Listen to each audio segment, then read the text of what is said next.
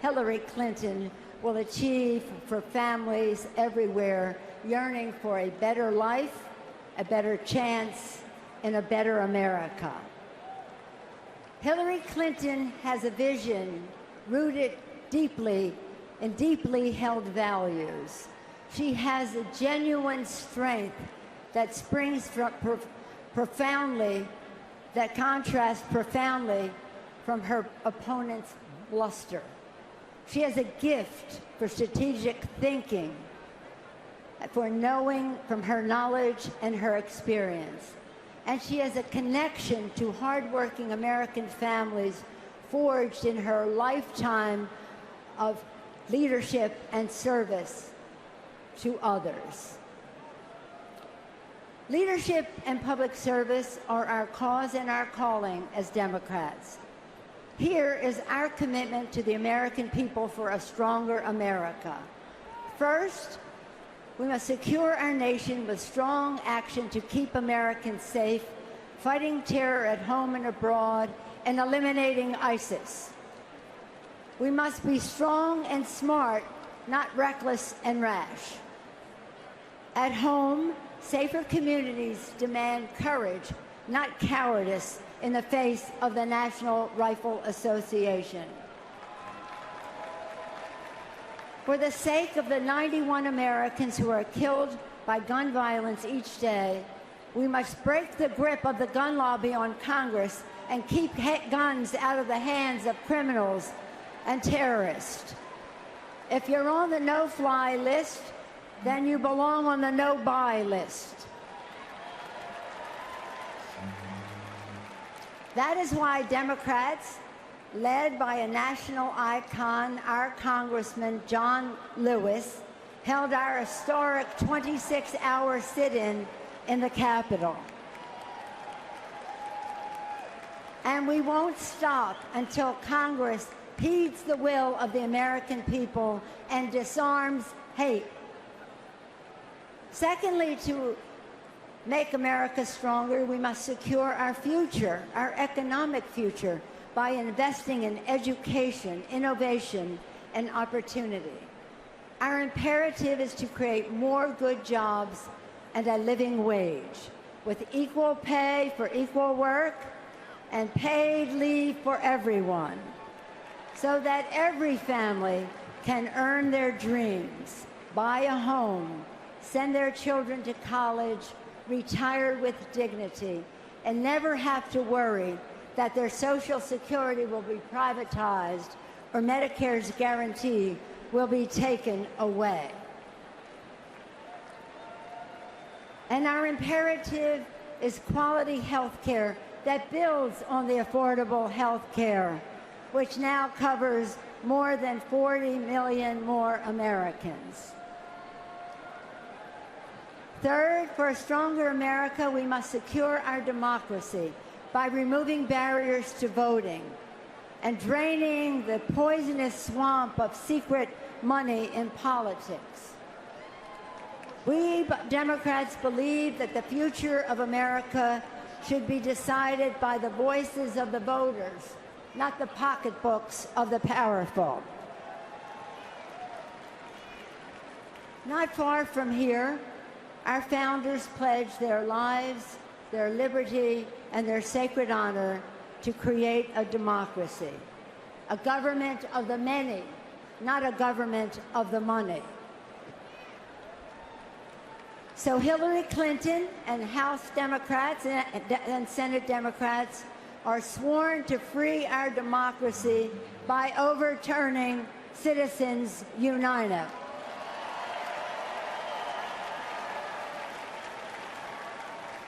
Then and only then can we make America truly fair. And only then can we have fairness in a budget that should be a statement of our national values, that invests in the future, creates jobs, reduces the deficit, and ensures that everyone is paying their fair share, for an economy that works for everyone, not just the privileged few. We know what is on the line and what is the truly most important election of our lifetime. Has anybody ever said that to you before? The most important election of our lifetime. They just keep getting more important. For the future of the Supreme Court, for the fate of a planet imperiled by climate change, for the sake of immigration reform, for the promise of an America that rewards hard work rather than rewarding those who exploit America's workers, for women's reproductive rights, equal rights, civil rights, and to do what is right for our service members, veterans, and military families who have given us so much. We will stand and speak and campaign for Hillary Clinton and Tim Kaine. And I tell you this, they will win in November. We will fight to restore Democratic majorities in the Senate and in the House. And I tell you this, we can do it. Are you ready to work for a great Democratic victory in November? Are you ready to make history by electing Hillary Clinton President of the United States? I thought so. Onward to victory. God bless you. God bless our men and women in uniform. God bless America. Thank you all very much. Onward to victory. Thank you.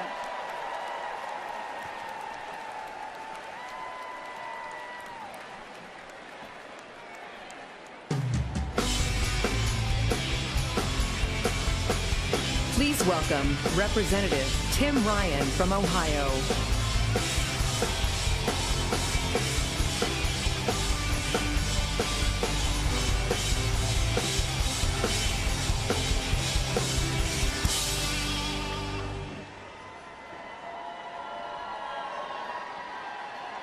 I'm from Niles, Ohio, an old manufacturing town in the Steel Belt, halfway between Cleveland and Pittsburgh.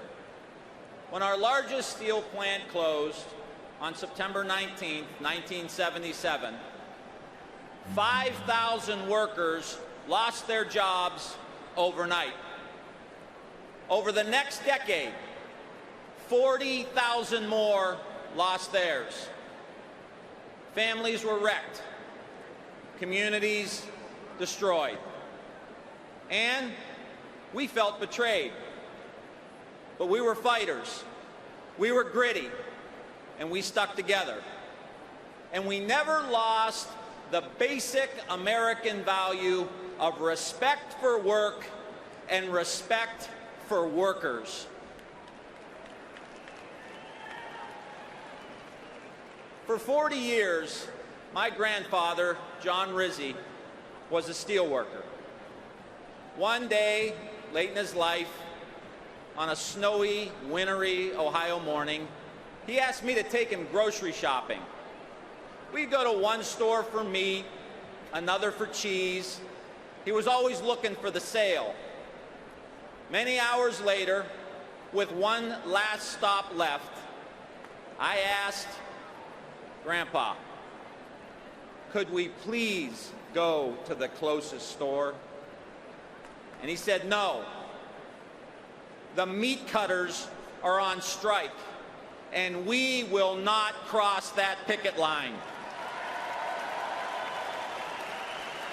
Now, that's how I was raised. That's how many of you were raised. When in doubt, we are on the side of the worker because we respect the men and women who punch a clock, the ones who shower after they get home from the job. We respect the fighters who go to work early, stay late, and pour their hearts into what they do. But Donald Trump, not so much. He's been stabbing workers in the back for years. Trump got rich, ripping people off, stiffing small businesses and contractors. And now he says he's going to bring our jobs back. Hey, Ohio, we ain't buying it.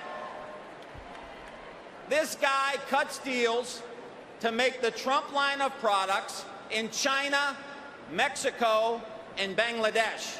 Not Youngstown, not Akron, not Niles, not Warren, not Pittsburgh. And if he really cared about our jobs, he would have hired some of our people. Trump will take care of millionaires like himself. There's no doubt about that. But what about the rest of us? We'll end up holding the bag again. Economists say he's promised so many tax breaks to rich guys and corporations, it will cost us 3.5 million jobs and put us $30 trillion deeper in debt. Meanwhile, he says he'll let Wall Street gamble with our economic security. Again, this isn't a roadmap for a better future. It's what tanked our economy in 2008. Donald Trump is not on our side. But you know who is? Hillary Clinton. She respects workers, and she got a plan to help them. In her first 100 days, she'll make the biggest investment in good-paying jobs since World War II. She'll put people to work by repairing roads and bridges and schools. And her Make It in America plan will put $10 billion into rebuilding our manufacturing sector. These initiatives will be a huge shot in the arm for our auto workers, our steel workers, and our friends in the building and construction trades. And Hillary Clinton has proposed a plan that lets workers share in the profits they help create. Because Hillary knows that working people built this country together. Our workers deserve respect. They deserve peace of mind. And our workers deserve a piece of the pie. They deserve a president who will put them first. And it's up to us to elect one. As a Catholic schoolboy at John F. Kennedy High School in Warren, Ohio, my favorite Bible verse became Isaiah chapter 6, verse 8. Then I heard the voice of the Lord say, "Whom shall I send? Who will go for us? Here I am. Send me." At every stage of her life, Hillary Clinton has said, "Send me." When our children needed health care, Hillary said, "Send me." When our first responders in New York and New Jersey needed support after 9/11, Hillary said, "Send me." When President Obama needed a Secretary of State to rebuild America's standing in the world, Hillary said, "Send me." When African Americans needed the right to vote, Hillary Clinton said, and each of these times, she got it done. And now it's our turn. Find out how you can get involved. You can even download Hillary's app. Take out your phone, text app to 47246, and let's send her all the way to the White House.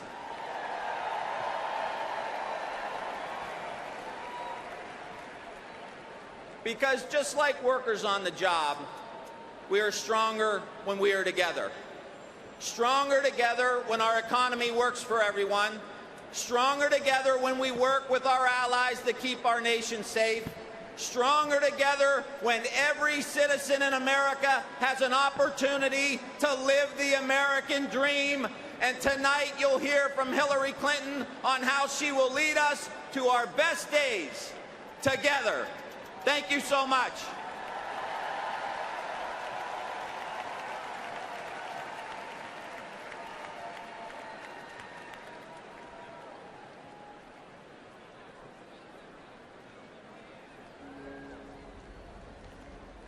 Hello, I'm Tony Goldwyn, and I'm here in Philadelphia, standing in the assembly room of Independence Hall.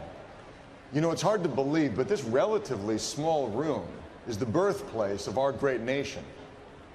The year was 1776. It was hot, and not just the weather. These patriots already had started fighting the mightiest empire in the world.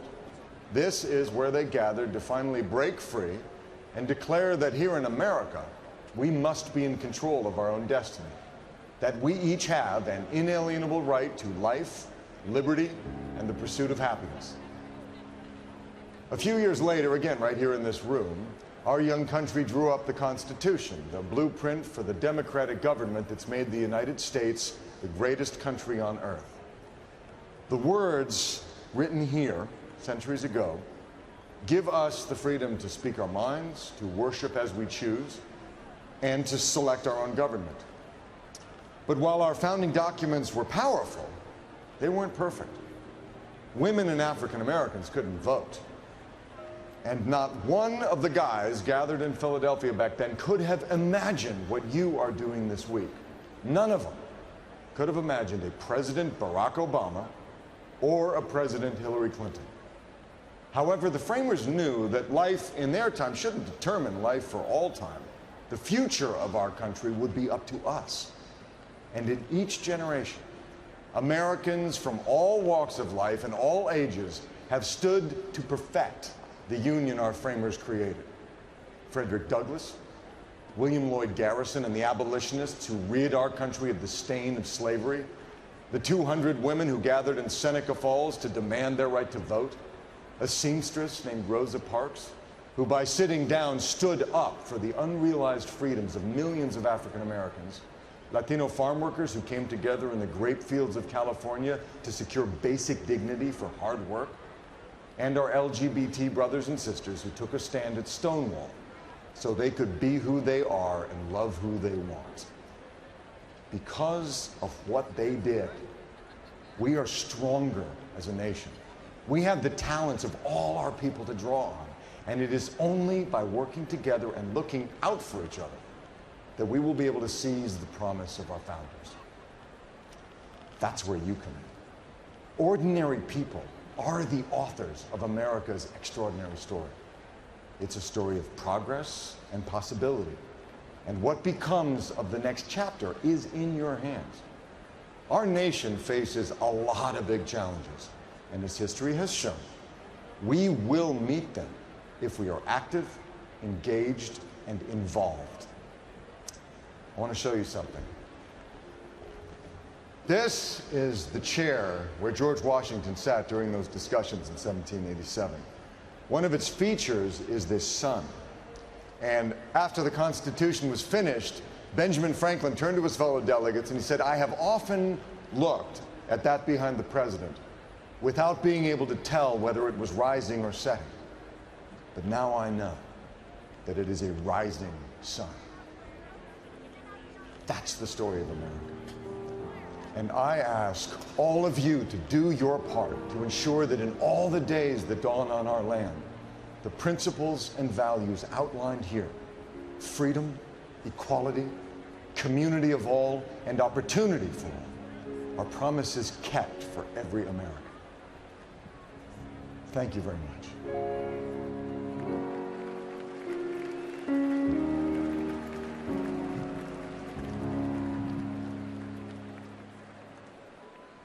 Please welcome Governor John Hickenlooper from Colorado.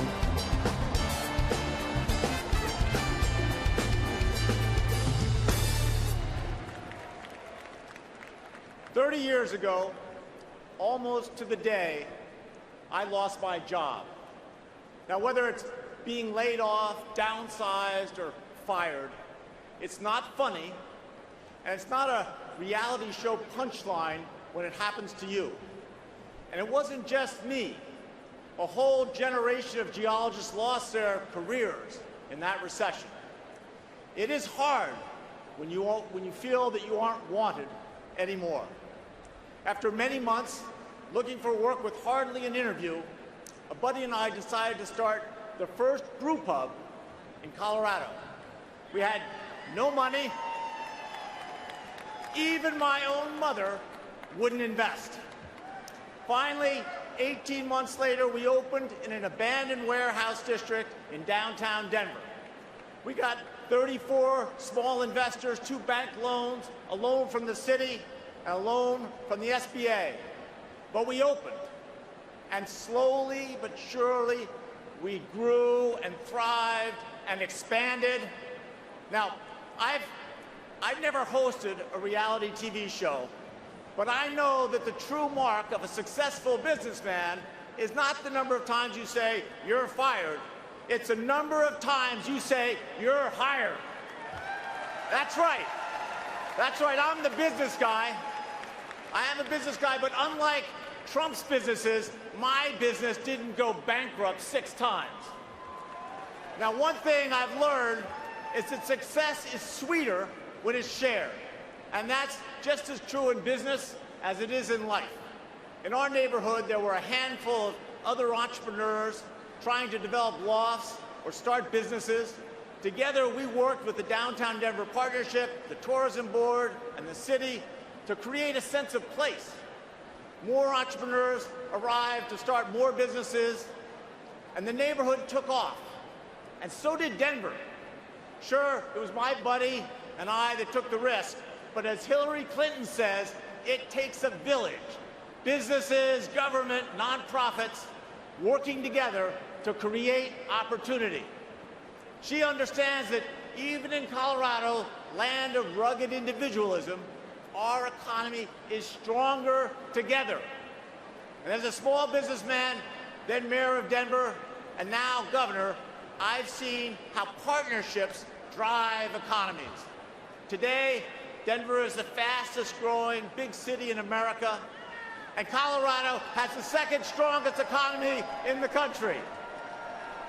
Now compare that to Donald Trump's trickle-down economics, where he doesn't pay his bills and small businesses go out of business.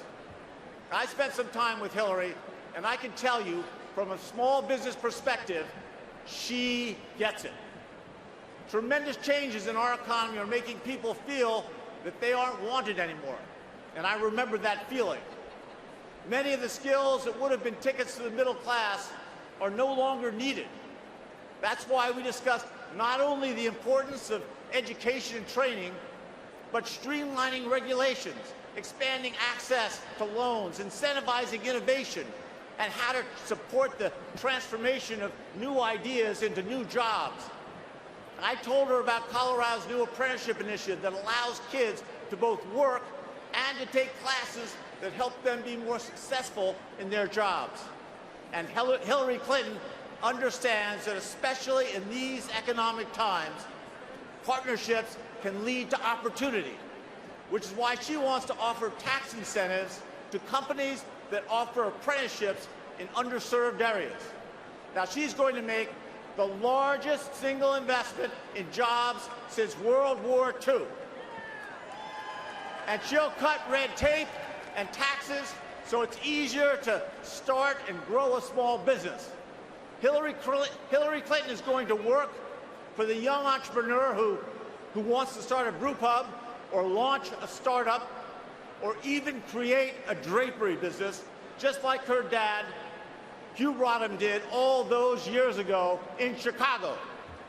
Now tonight, Hillary Clinton accepts the nomination for President of the United States of America. And tomorrow, we're going to get down to business. So I say to you, put down your Pokemon Go for just a second and go to HillaryClinton.com.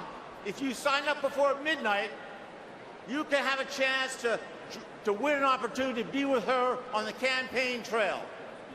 We all have a job to do, electing Hillary Clinton. So let's go to work. God bless you.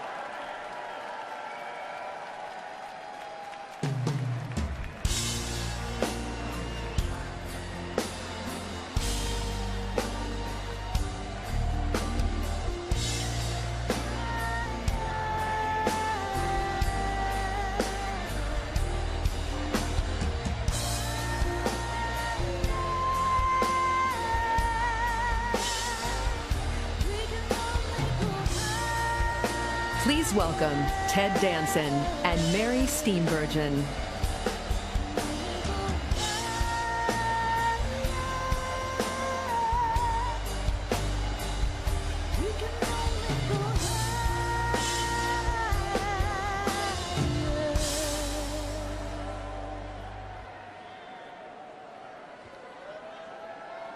I'm Mary Steenburgen, a train conductor's daughter from my beloved state of Arkansas. And I'm Ted Danson, an archaeologist's son from Flagstaff, Arizona.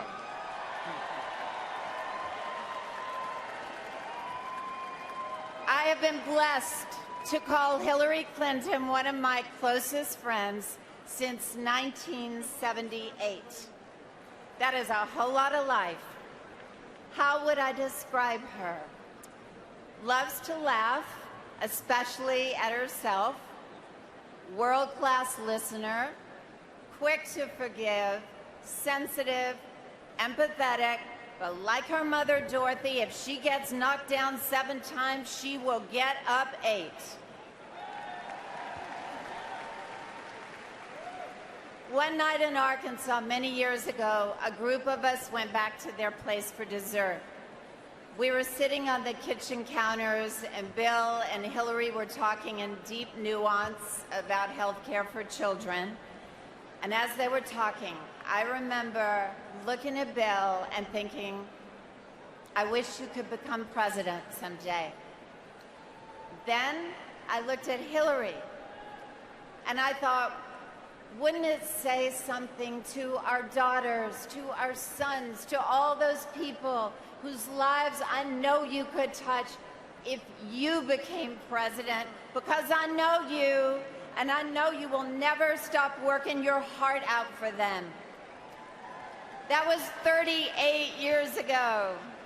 And then it seemed like too much to dream for. But tonight, it seems very, very possible. Anybody can brag. Anybody can talk. Hers is the poetry of doing. When people ask us how she's still standing, we say, it's very simple. She's got more guts than anybody in the room. The guts to fight for people like the 6 Americans you're about to meet.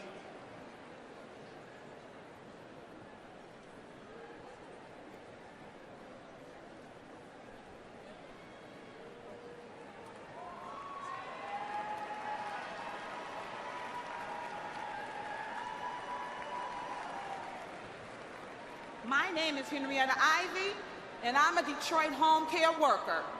I'm a mother of 4 and a proud mother of 7 grandchildren. I am blessed to do the work I believe in, keeping families in their homes and caring for people in need.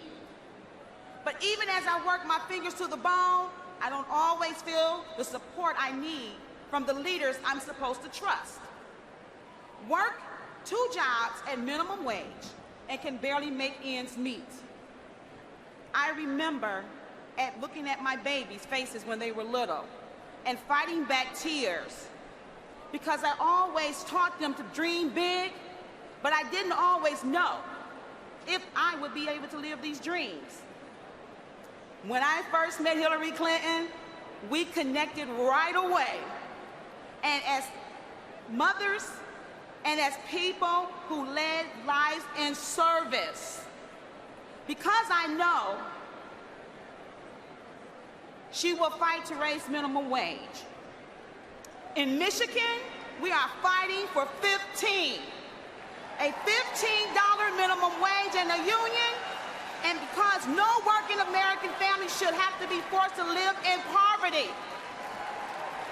I stand with Hillary Clinton because I see myself in her, and I believe she sees herself in me. I believe her steady hand and the Oval Office will help people like me breathe easier and achieve more. That makes this election bigger than politics. For me and all home care workers across the nation and my family, this is personal. I know Hillary Clinton has our backs, and we will have hers. Thank you. Go out and vote November the 8th, and God bless you all.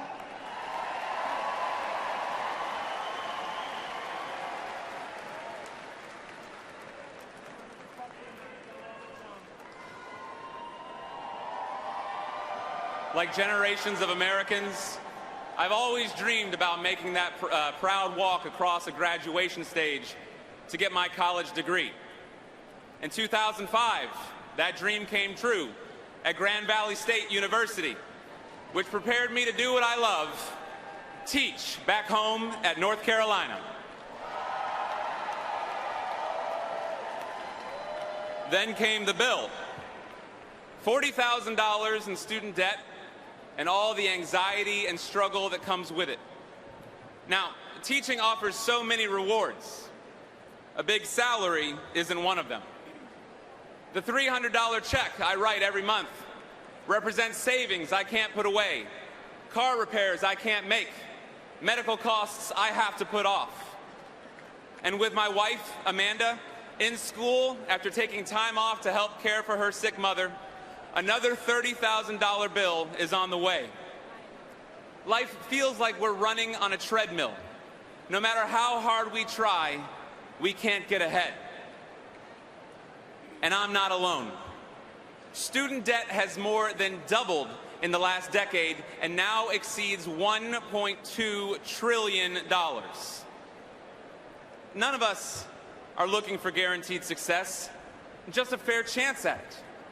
And that is why I am so proud to support Hillary Clinton for President of the United States. She's going to make college debt-free for all, and she's going to help millions of people like me with existing debt save thousands of dollars. Now, I don't know her, but it feels like she knows me. Hillary Clinton has our backs. Let's make sure we have hers this November. Thank you very much. My name is Beth Mathias, and 4 months ago, Hillary Clinton sat with me in a donut shop in Marion, Ohio, and she asked to hear my story. I told her that my husband and I work 3 jobs just to make ends meet. Between us, we work for 24 hours a day. We only see each other when we pass each other in the doorway, when one of us is coming home and the other is leaving. And I only see my kids when they're already in bed. I get home too late to spend any quality time with them. Our life is consumed by work, but we're still crushed by debt, medical, student loans. We have no savings. We work hard, and yet it feels like the world is against us. But I told Hillary Clinton that even though every day is a struggle, we don't want a handout. We want a hand to help us up. And she understood, because she believes that America is strongest when we look out for one another. When no one who works full-time has to choose between making a car payment and feeding their children. That's why I'm here, taking time off from both of my jobs to ask you to put in the time to elect Hillary Clinton and help make life better for me and millions of people just like me. I believe we can do it, and I believe in Hillary Clinton. Thank you.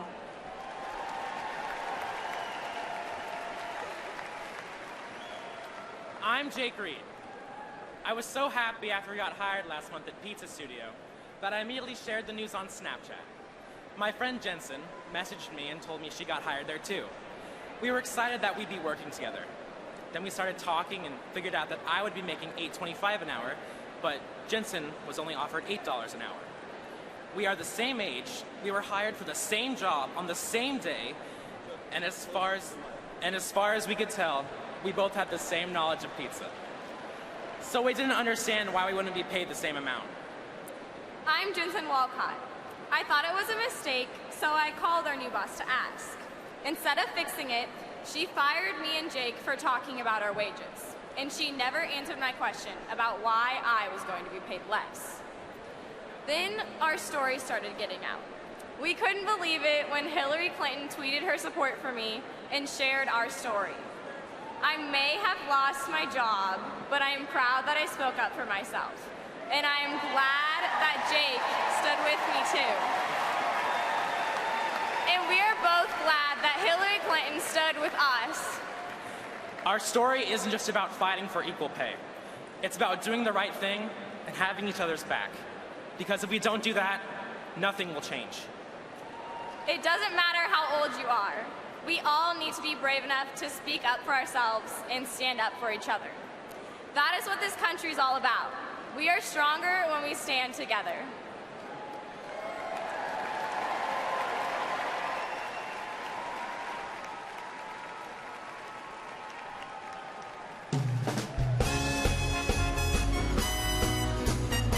Please welcome Governor Tom Wolf from Pennsylvania.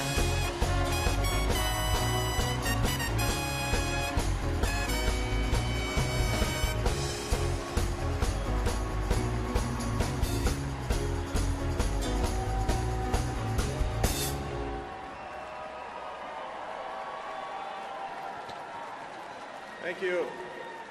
As Governor of Pennsylvania, it has been an honor to host you here in Philadelphia this week.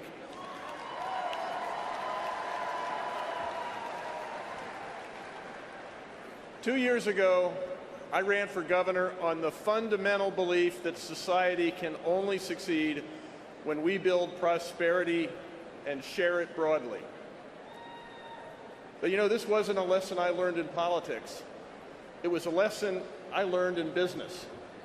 After serving in the Peace Corps and earning a PhD at MIT, I surprised my family and friends by coming home to central Pennsylvania to work in the family business, a building materials company where I started out driving a forklift. Eventually, I bought the company along with two of my cousins, and we became one of the largest suppliers of kitchen cabinets in North America. One of the keys to our success was that we recognized that in business you are only as good as the people you have in your company. And thus you had to treat everyone like they mattered. Why? Because in fact, they do matter. Now I understand that not all business people see it this way. When we contracted with a vendor, we paid that vendor. Donald Trump, he stiffed hundreds of small businesses, from plumbers to painters, ruining their companies as he sought to enrich himself. At our company, like at many others all across this country, we treated our employees with respect. When they had kids, we celebrated them, and we gave new moms paid leave.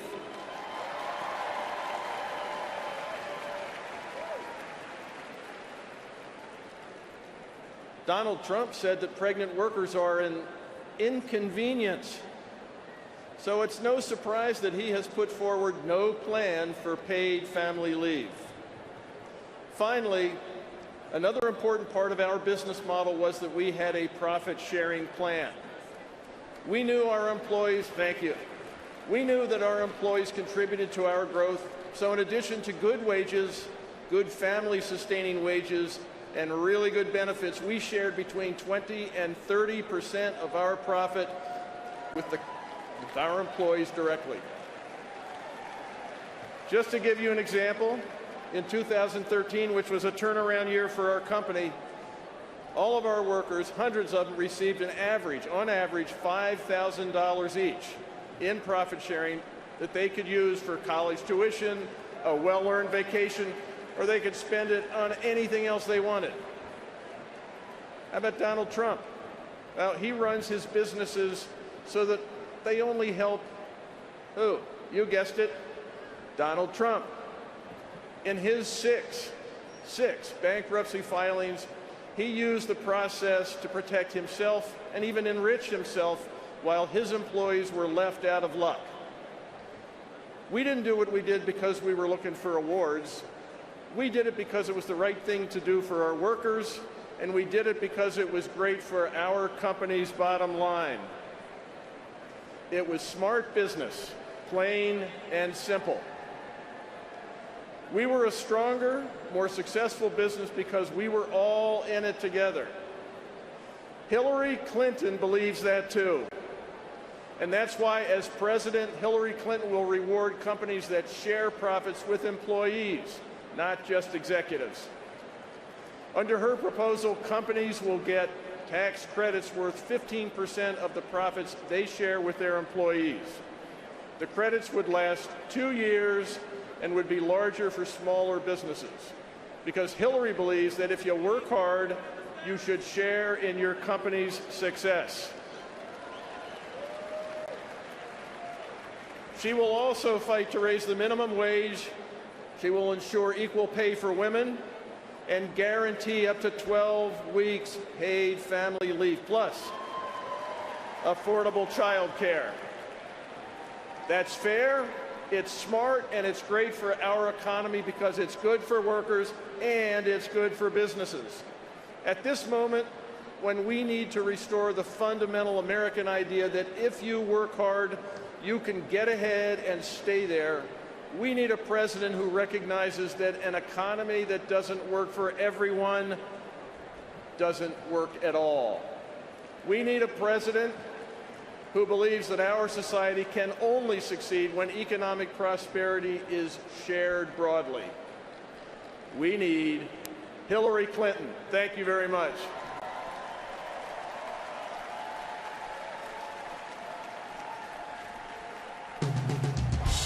Please welcome Jennifer Granholm from Michigan.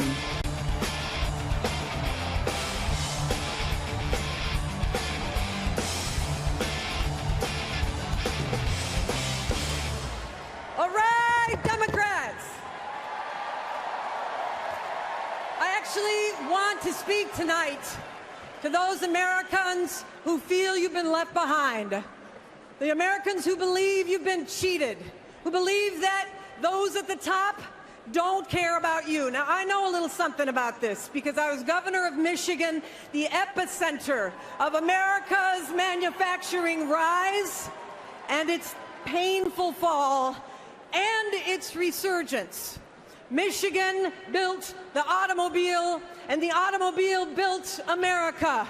But when the manufacturing industry fell on hard times, so did Michigan, so did many of your states. And we were angry about it, about jobs going to low-wage countries, about unfair trade. But we were also determined to build the industries of the future. We said we wanted advanced manufacturing. We wanted new jobs. So we started this hard process of moving in that direction. And then, in 2008, we elected a Democratic president to work with us. And you know what he did? He saved the American auto industry. Right? And then, that renewed auto industry paid America back in full. And that is what we can do together. Now, I, like many of you, am a fierce Democrat. But I know there are Democrats and Republicans all across this country who want to create jobs in America. Liberals and conservatives, public sector and private industry, because we are not in this alone. We're all in this together. One candidate gets that, and one candidate, as Joe Biden said last night, doesn't have a clue. Some people are worried. Some people are angry. I get that. But the answer is not to tear our country down. It's to build our country up, not to build walls that keep out the rest of the world, but to keep building the industries and universities that the rest of the world wishes they could get into.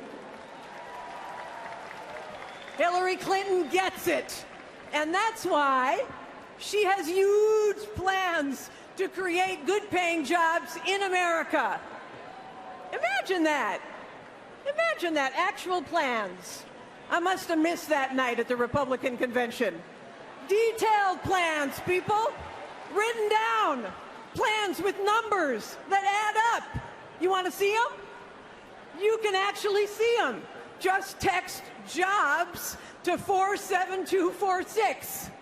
Now, last week, we heard about Trump's hopeless vision of our country. And then he said, I alone can fix it.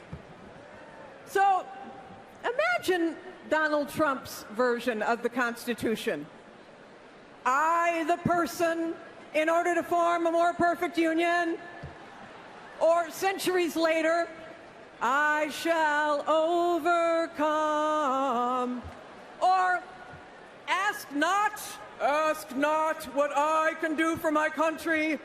Ask what my country can do for me.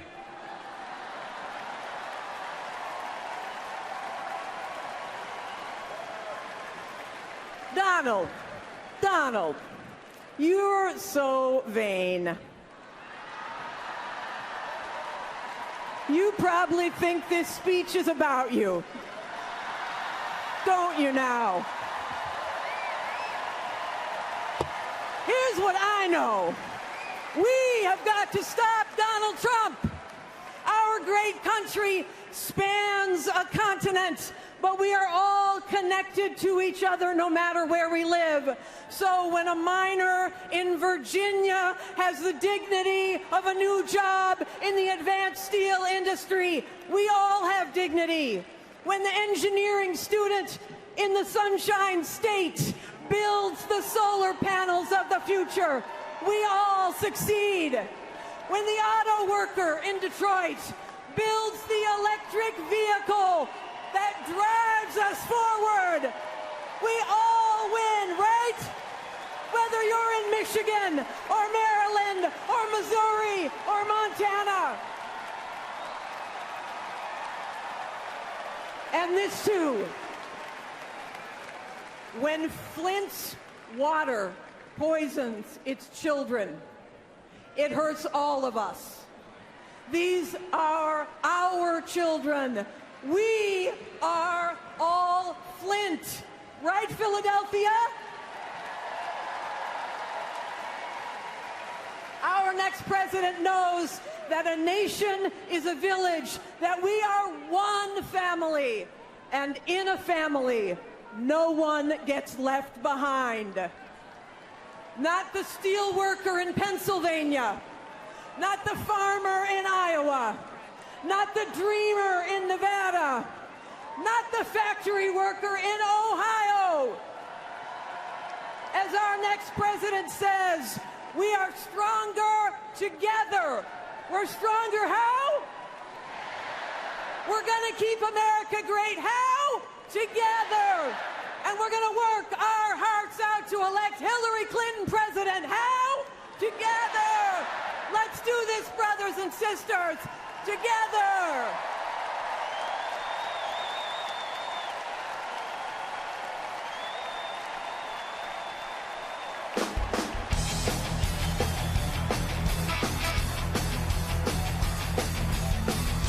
Please welcome Doug Elmitz from Sacramento, California, and Jennifer Lim from Washington, D.C.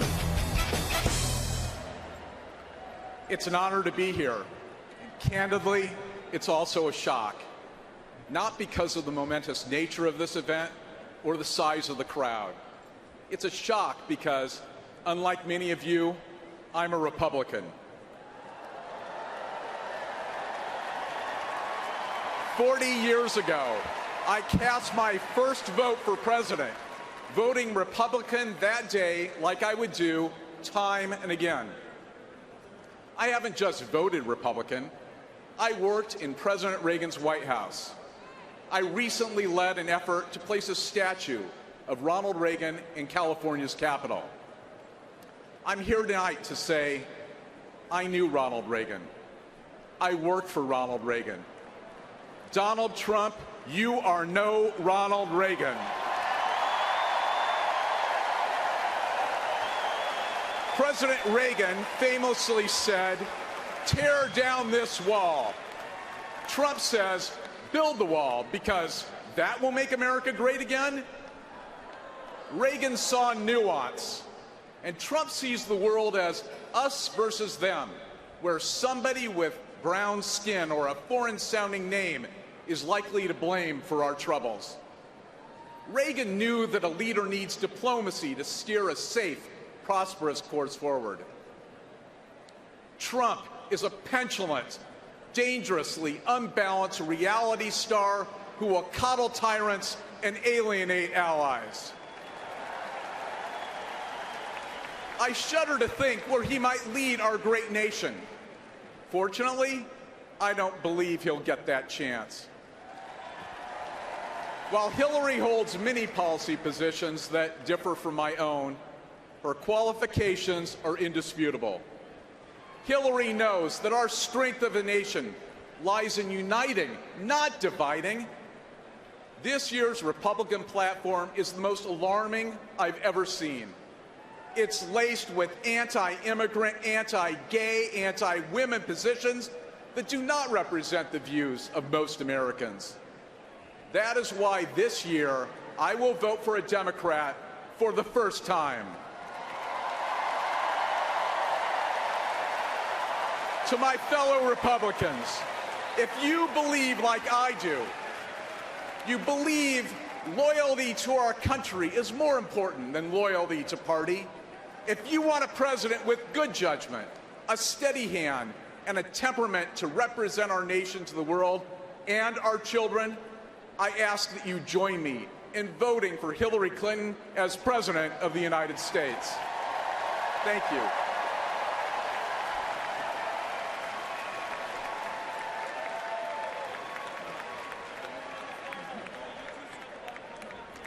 One of my first memories is standing outside our Richmond, Virginia polling place with my dad to hand out campaign literature in support of our chosen candidates, our chosen Republican candidates. When it comes to campaigning, I've done it all. Phone-banked voters and knocked on so many doors. I bet a lot of you did the same. One difference, though, I campaigned exclusively for the GOP until this election. I've voted Republican my entire life. I believe in the bedrock values of the Republican Party: liberty, equality, and the belief that there are individual rights that cannot be taken away. These are values to be proud of. And because the Republican Party has abandoned those values this year, this Republican is voting for Hillary Clinton. In Donald Trump's America, it doesn't matter what I've accomplished as an attorney and policy expert. All that matters is how attractive I am on a scale of 1 to 10. Trump's loathsome comments about women and our appearances are too many to repeat and too crass to repeat. They are too important to ignore, though. Trump can discount our accomplishments, he can disrespect our abilities, but come November, he cannot disregard our votes. There are some who will say, I'm voting for Hillary Clinton because she's a woman. People who say that dismiss my voice and Hillary's long record of public service. And I know there are some who are contemplating staying home this November. Your voice can help define the next chapter of American values, American policy, American leadership around the world, for better or for worse. I'm here tonight to ask all of you to join me to not only oppose Donald Trump, but to support Hillary Clinton. Because we're not just Democrats and Republicans, we're Americans. Thank you.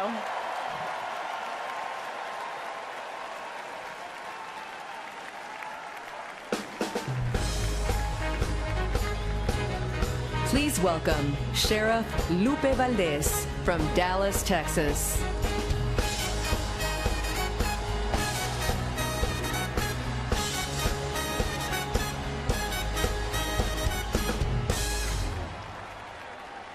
Good evening. I am the youngest of 8 children born migrant workers. When I told my father that I was going to join the police, he got angry. You see, he and my older brothers had been beaten by the police for no legitimate reason. But I stuck with my decision.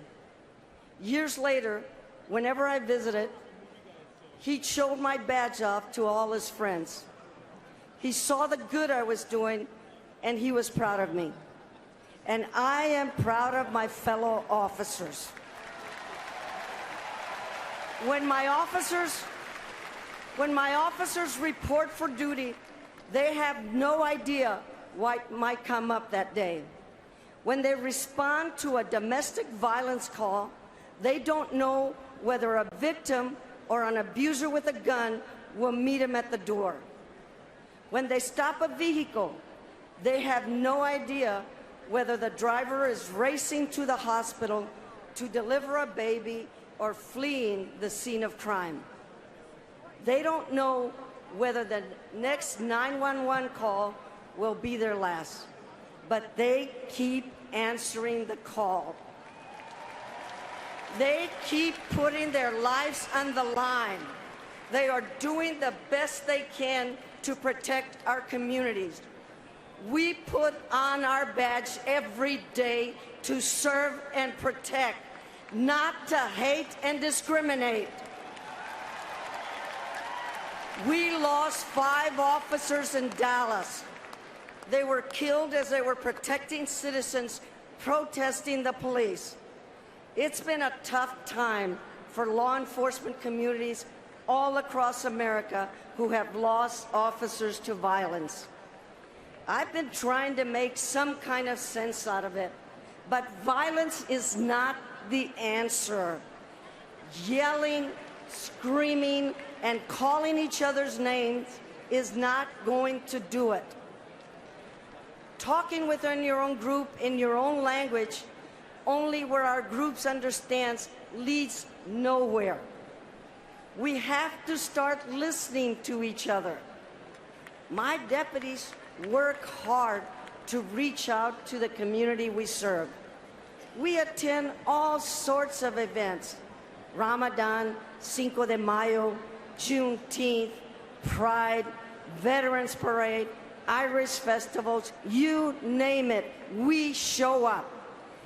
And some of my officers are uncomfortable at first, but the only way to serve your community is to know your community. Last Sunday, after working in the morning, I went in uniform to meet my partner for lunch at a nice restaurant. As I handed the server my credit card, he smiled and said that at least 4 tables had offered to pay for our meal. My girlfriend and I both teared up. There wasn't a single person in that restaurant that I personally knew. The people of Dallas that even know that even though our men and women in uniform are hurting, we never stop doing the job.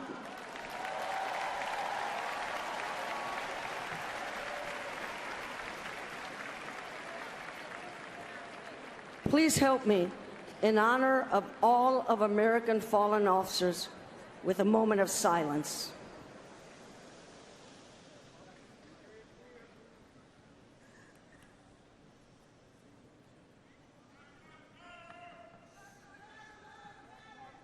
I am privileged to introduce to you some of the family members of our fallen officers: Wayne Walker, Wayne and Barbara Owens, and Jennifer Loudon.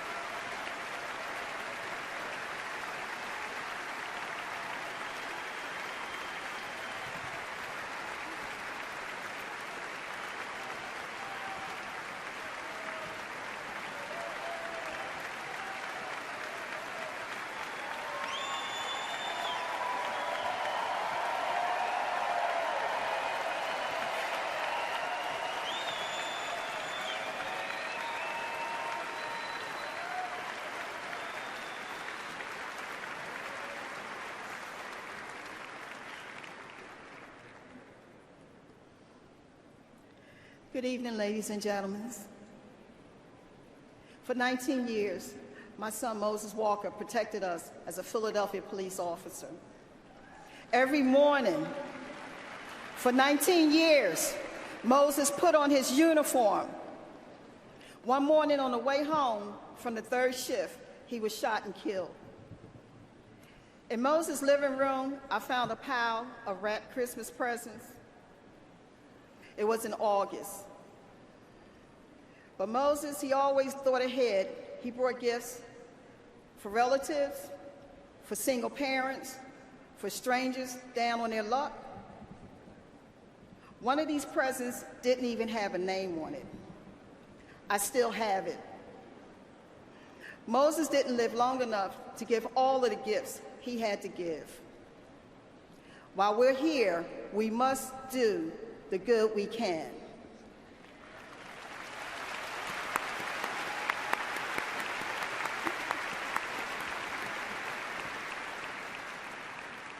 Absolutely, we have to believe that we're stronger together. Thank you. Thank you, John.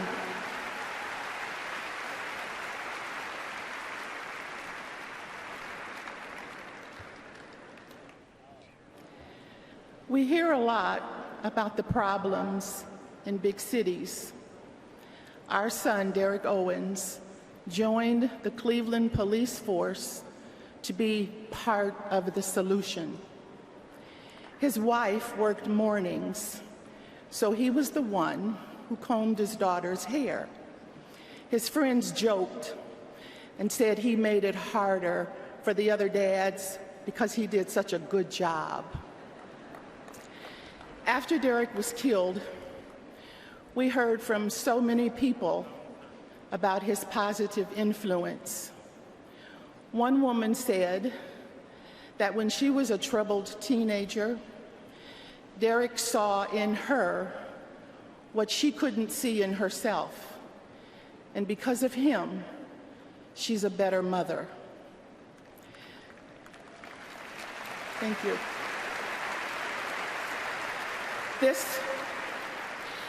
This was just one of the many stories we heard. Derek has left a legacy of service, integrity, and love. And we never want the sacrifice of Derek and all of the other fallen officers to ever be forgotten. Thank you.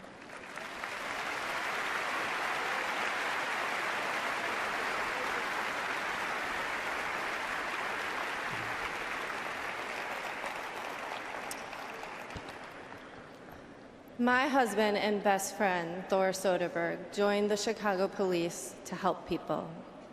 Once he got a call about a boy who had stolen a belt. The boy only had a rope to keep his pants up. Thor negotiated and the charges were dropped. He also paid for the belt.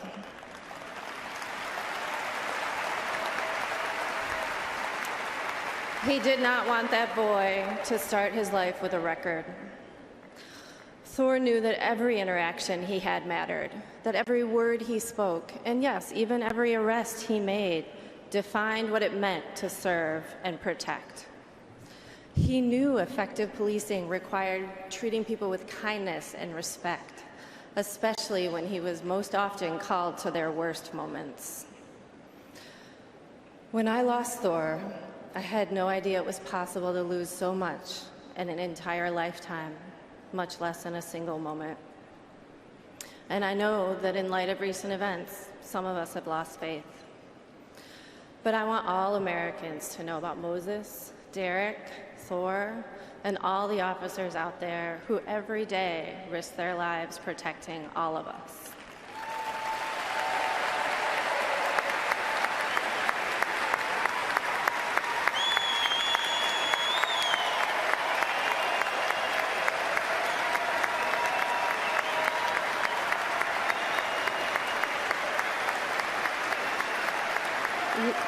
Let us honor all of the fallen officers who weren't named here today by acting as our officers did, helping others, bridging communities, and building peace.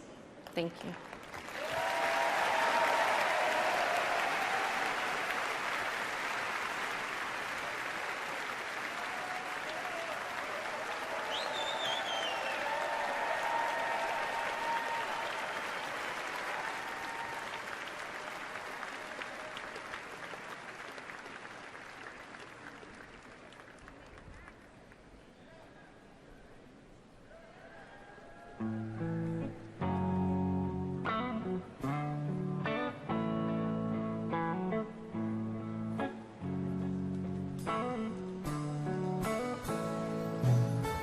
People get ready, there's a train coming.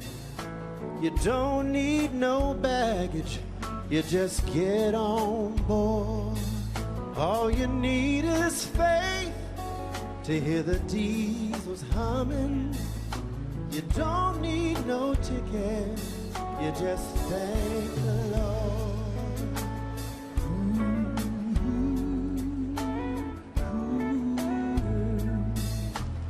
People get ready for the train to Jordan, picking up passengers coast to coast. Faith is the key, open the doors and board 'em.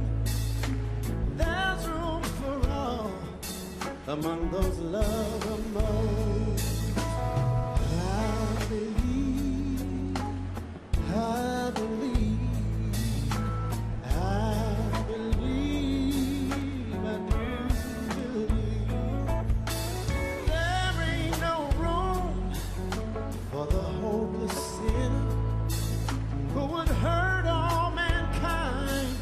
Just to save his own. Have pity on those whose chances grow thinner, 'cause there's no hiding place from the kingdom's throne. So people get ready for a train coming. You don't need no baggage, you just get on board. All you need to hear the diesels humming. Don't need no ticket. Thank you, Lord.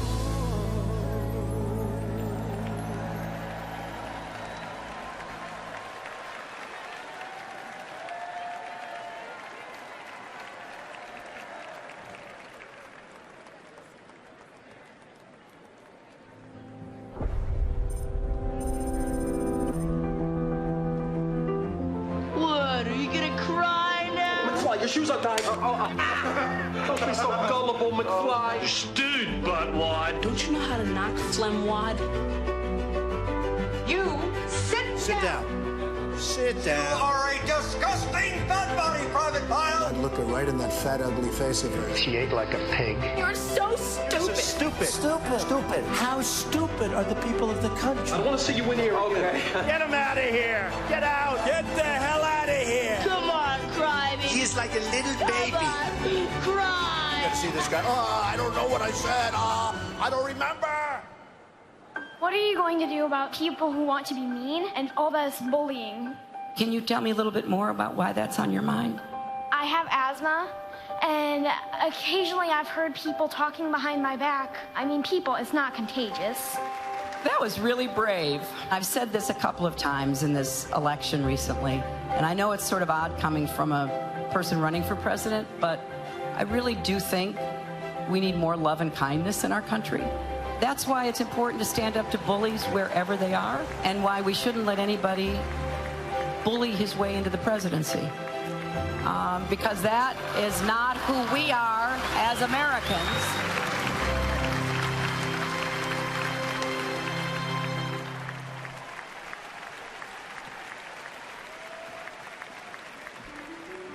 Please welcome the Reverend Dr. William Barber II.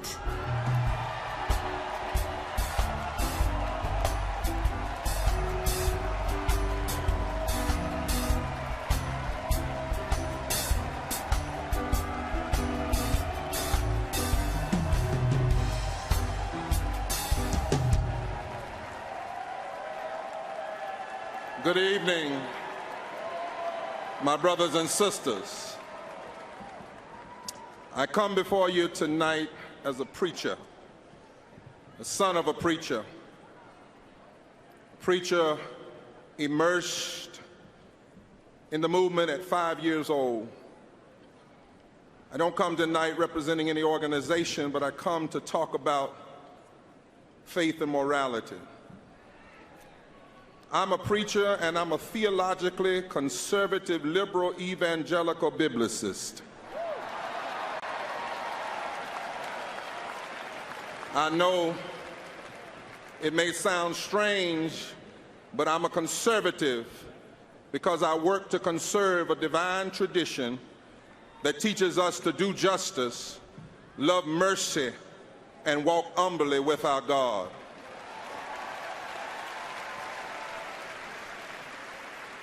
I've had the privilege of traveling the country with the Reverend Dr. James Forbes and Reverend Dr. Tracy Blackman and Sister Simone Campbell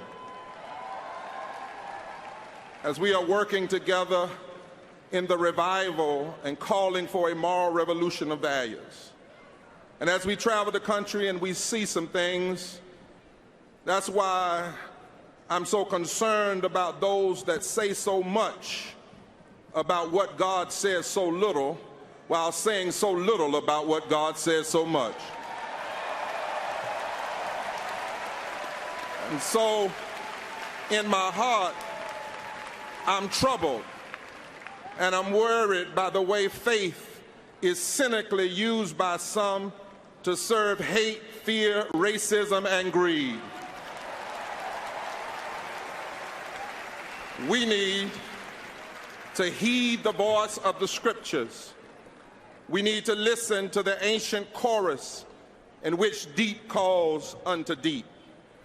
The prophet Isaiah cries out, "What I'm interested in seeing you doing, says the Lord, as a nation is, pay people what they deserve.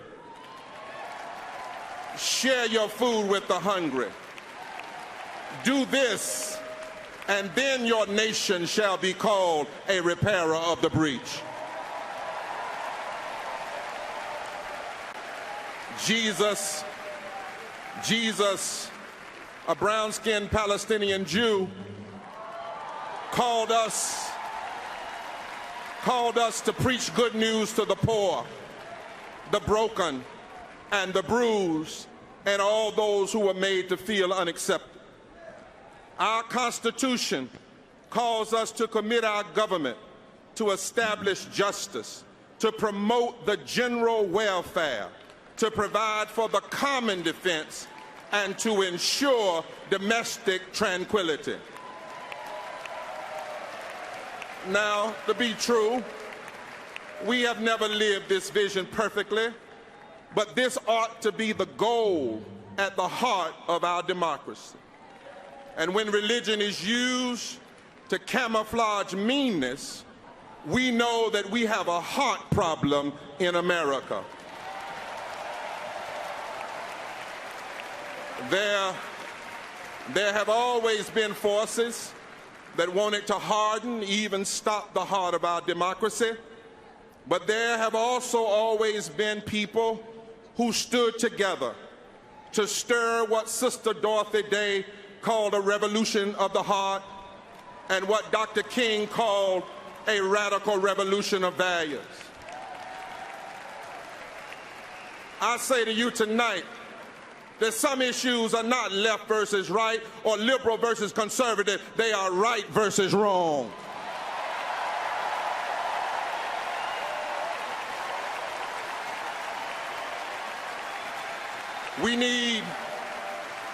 We need to embrace our deepest moral values and push for a revival of the heart of our democracy.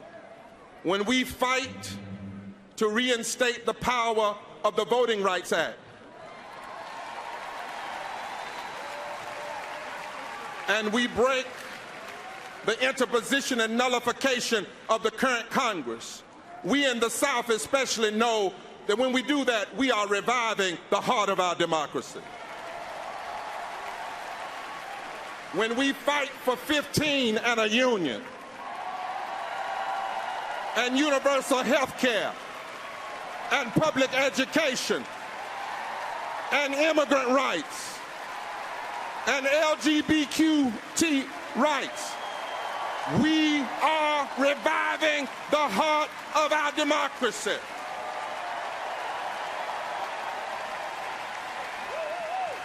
When we develop tax and trade policies that no longer funnel our prosperity to the wealthy few, we are reviving the heart of our democracy. When we hear the legitimate discontent of Black Lives Matter and we come together to renew justice in our criminal justice system, we are embracing our deepest moral values and reviving the heart of our democracy. When we love the Jewish child and the Palestinian child,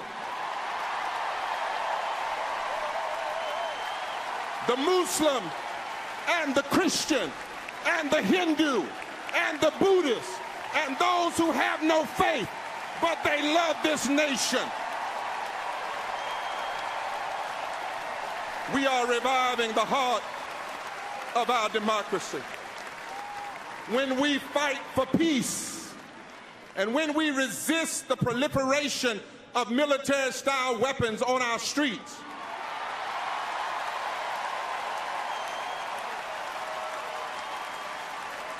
and when we stand against the anti-democratic stronghold of the NRA, we are reviving the heart of our democracy.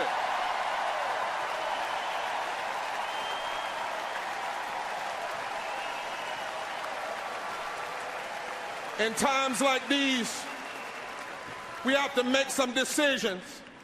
And I might not normally be here as a preacher and an individual, but when I hear Hillary's voices and positions, I hear and I know that she is working to embrace our deepest moral values, and we should embrace her. But let me be clear. Let me be clear that she nor any person can do it alone. The watchword of this democracy and the watchword of faith is we. The heart of our democracy is on the line this November and beyond. Now, my friends, they tell me that when the heart is in danger, somebody has to call an emergency code. And somebody with a good heart will bring a defibrillator to work on a bad heart. Because it's possible to shock a bad heart and revive the pulse. In this season, when some want to harden and stop the heart of our democracy, we are being called, like our foremothers and fathers, to be the moral defibrillators of our time.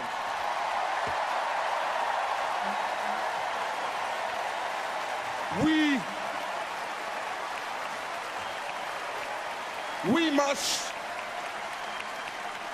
must shock this nation with the power of love. We must shock this nation with the power of mercy. We must shock this nation and fight for justice for all. We can't give up on the heart of our democracy, not now, not ever.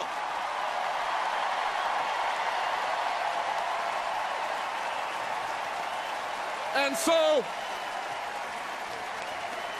so I stopped by here tonight to ask, is there a heart in this house? Is there a heart in America? Is there somebody that has a heart for the poor and a heart for the vulnerable? Then stand up. vote together, organize together, fight for the heart of this nation. And while you're fighting, sing that old hymn, revive us again, fill each heart with thy love. May each soul be rekindled with fire from above. Hallelujah! Thine the glory.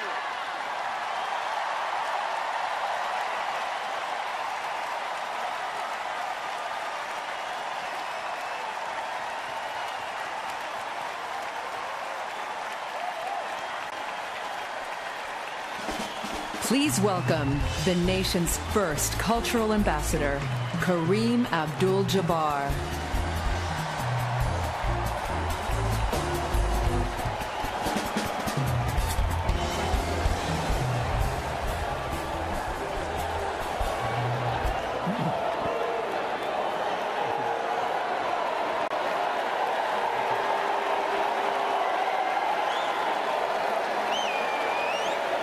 Hello, everyone. I'm Michael Jordan, and I'm here with Hillary. I said that because I know that Donald Trump couldn't tell the difference.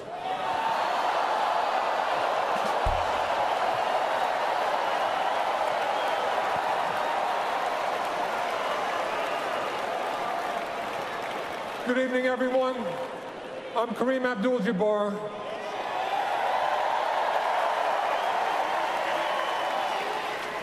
And I'm here to tell you about Captain Humayun Khan, who is one of 14 American Muslim soldiers who have died in combat serving the United States since 9/11.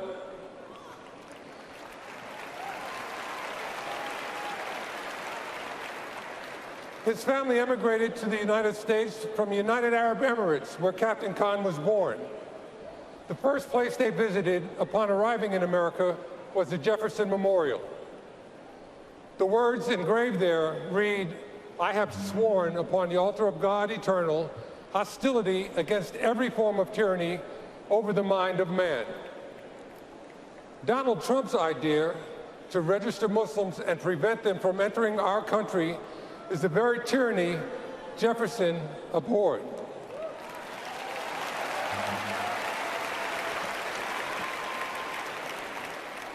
In 1777, Jefferson drafted the Virginia Statute for Religious Freedom, which later became a model for the First Amendment. Today's so-called Religious Freedom Acts, like the one signed by Governor Mike Pence of Indiana, they are the opposite of what Jefferson wanted because they allow discrimination. And at its core, discrimination is a result of fear. Those who think Americans scare easily enough to abandon our country's ideals in exchange for a false sense of security underestimate our resolve. To them, we say only this: not here, not ever. Thank you.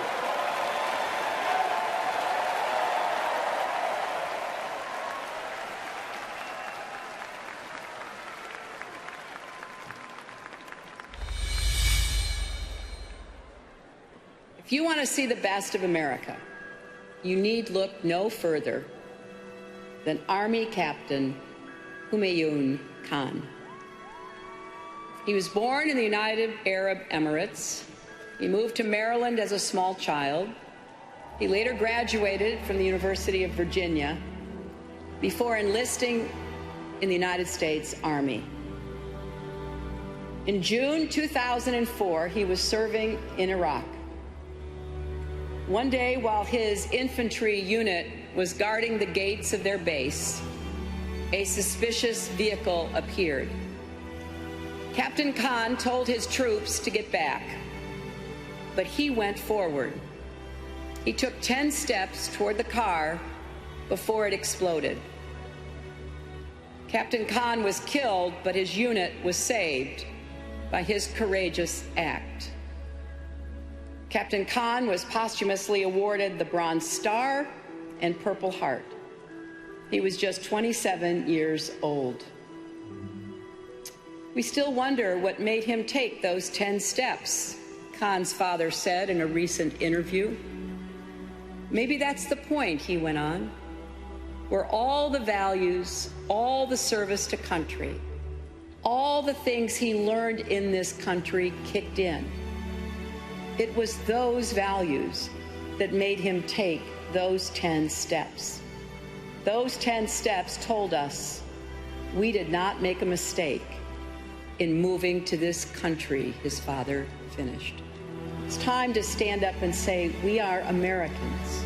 We will not turn on each other or turn on our principles. That's what we do here. That's who we are. That's how we will win. That's the America that I know makes us all so proud to be a part of. Thank you all very much.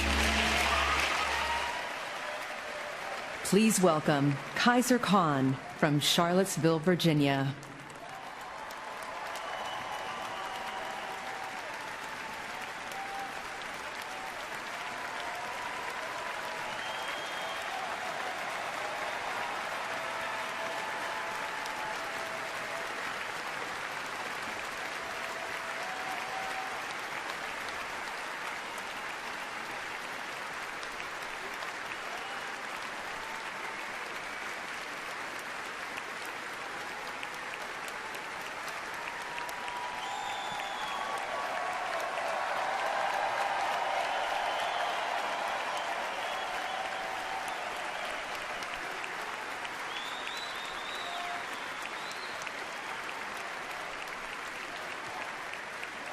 First, our thoughts and prayers are with our veterans and those who serve today. Tonight, we are honored to stand here as parents of Captain Humayun Khan and as patriotic American Muslims.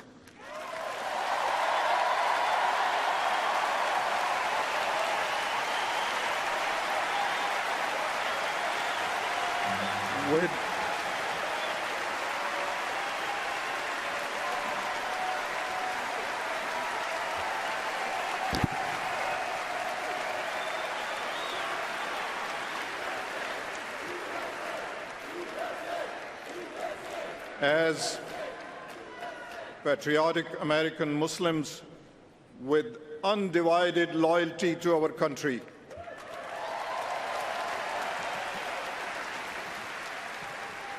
Like many immigrants, we came to this country empty-handed. We believed in American democracy, that with hard work and goodness of this country, we could share in and contribute to its blessings. We are blessed to raise our 3 sons in a nation where they were free to be themselves and follow their dreams. Our son, Humayun, had dreams too of being a military lawyer, but he put those dreams aside the day he sacrificed his life to save the lives of his fellow soldiers.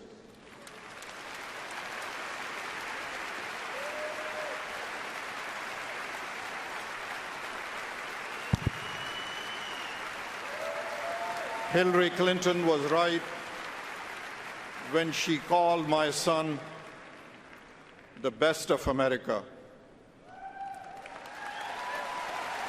If it was up to Donald Trump, he never would have been in America.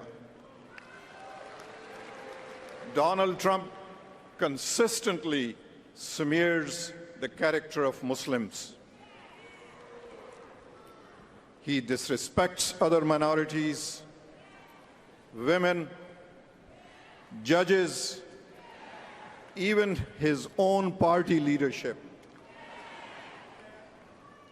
He vows to build walls and ban us from this country.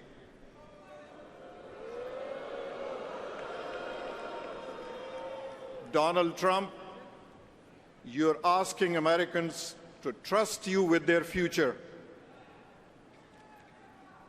Let me ask you, have you even read the United States Constitution?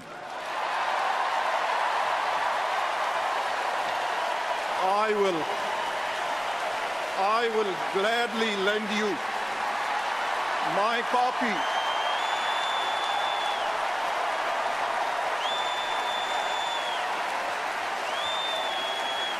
In this document, look for the words liberty and equal protection of law. Have you ever been to Arlington Cemetery? Go look at the graves of brave patriots who died defending United States of America. You will see all faiths, genders, and ethnicities. You have sacrificed nothing and no one. We cannot solve our problems by building walls, sowing division. We are stronger together. And we will keep getting stronger when Hillary Clinton becomes our president.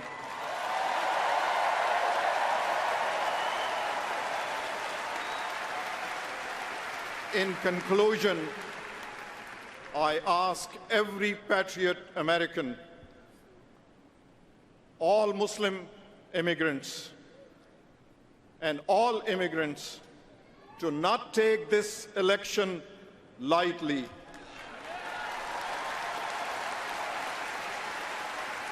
This is a historic election, and I request to honor the sacrifice of my son. And on election day, take the time to get out and vote for the healer, vote for the strongest, most qualified candidate, Hillary Clinton, not the divider. God bless you. Thank you. Thank you. God bless you.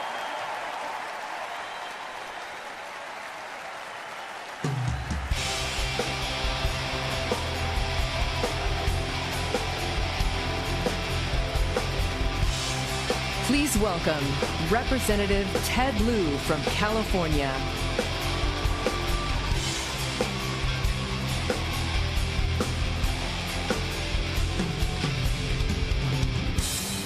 Good evening. I wasn't born in America, but I serve this great country every day. As a colonel in the United States Air Force Reserves, as a member of Congress, and as an immigrant whose parents chose this great nation, I care deeply about who serves as our commander-in-chief. And I can't wait till January 20th when that person is Hillary Clinton. But you don't have to serve in Congress or serve in the military to demand that the person we entrust with the safety of our country, the lives of our troops, and the launch codes for nuclear weapons has a steady hand. All you have to be is a voter. You know, the scariest part of Donald Trump's acceptance speech wasn't the apocalyptic vision of America that he believes he sees. It's that he said, "I alone can fix it." Every military commander I've ever met knows that you can't do it alone, you can't be brash, and you can't make stuff up. Because when you ignore the facts, people will die. Hillary Clinton knows that each of us, and all of our elements of national power make us stronger. Smart diplomacy, a powerful economy, educated children, we are stronger together. You know, Donald Trump said, and I am not making this up, I know more about ISIS than the generals do. Well, please welcome to the stage the four-star general who knows more about ISIS than anyone, the President's former special envoy to the Global Coalition Against ISIS, retired General John Allen.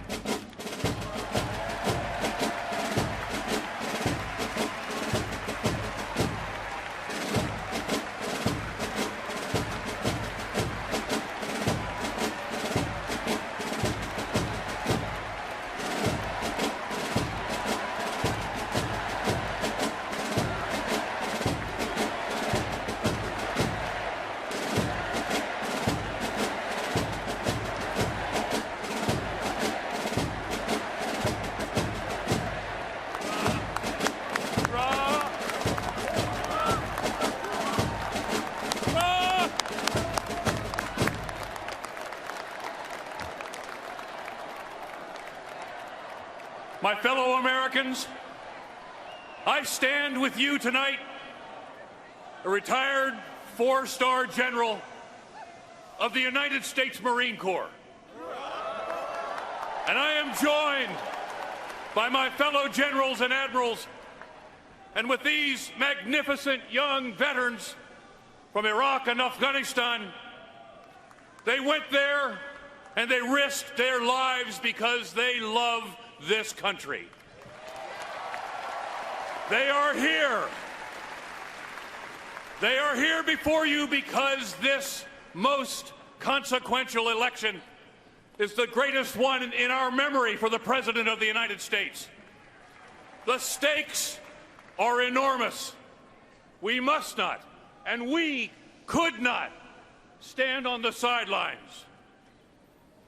This election can carry us to a future of unity and hope, or to a dark place of discord and fear. We must choose hope. Every American in uniform, in the White House or at home. USA! USA! USA!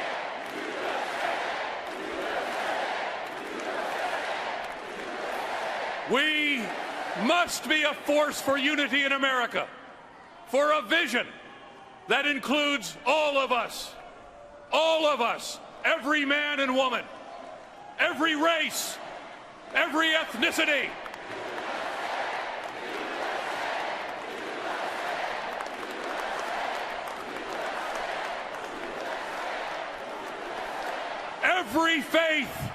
Every faith and creed, including the Americans who are our precious Muslims, and every gender orientation. All of us together, pursuing our common values. My fellow Americans, from the battlefield to the capitals of our allies and friends and partners, the free people of the world look to America as the last best hope for peace and liberty for all humankind. For we are the greatest country on this planet.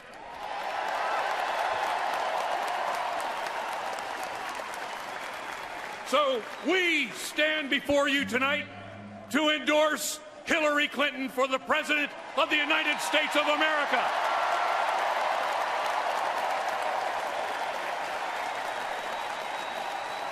We trust in her judgment.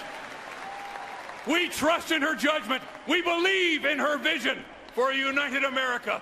We believe in her vision of an America as a just and strong leader against the forces of hatred, the forces of chaos and darkness.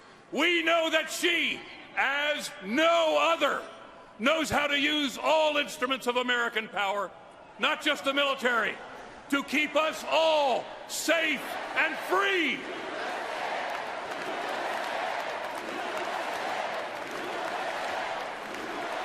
My fellow Americans, I tell you, without hesitation or reservation, that Hillary Clinton will be exactly the kind of commander-in-chief America needs.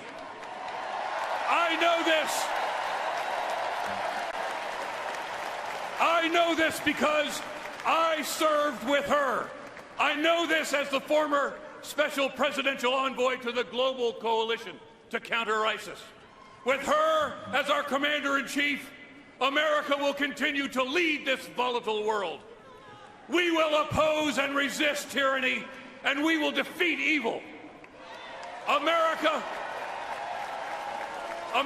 will defeat ISIS and protect the homeland.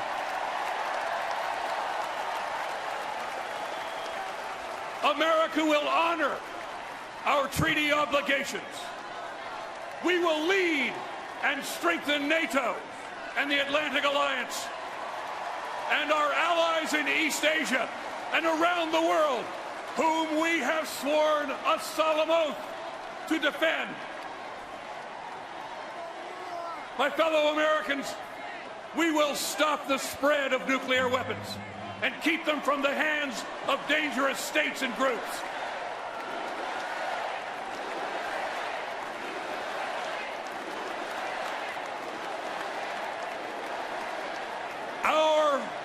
Our armed forces will be stronger. They will have the finest weapons, the greatest equipment. They will have the support of the American people. You and the American military will continue to be the shining example of America at our very best.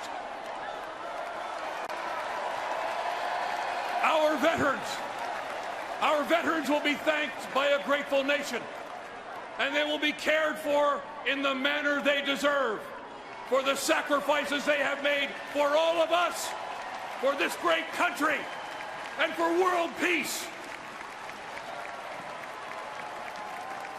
Ladies and gentlemen, but I also know that with her as our commander-in-chief, our international relations will not be reduced to a business transaction.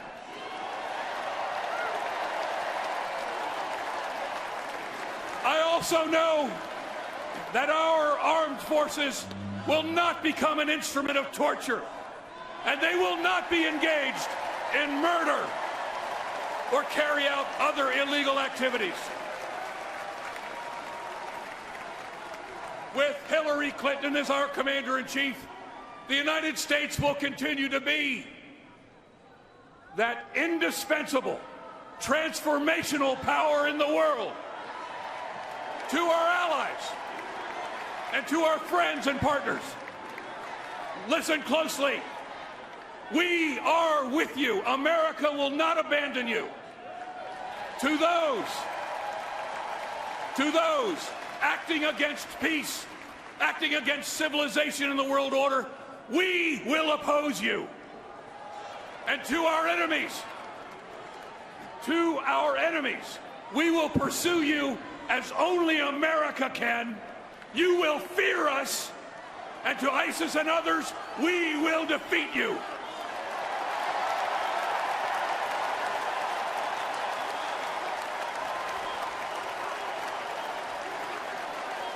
Ladies and gentlemen, my fellow Americans, my fellow veterans, this is the moment. This is the opportunity for our future and that of the world. We must seize this moment to elect Hillary Clinton as President of the United States of America. Thank you, and God bless you, and God bless America.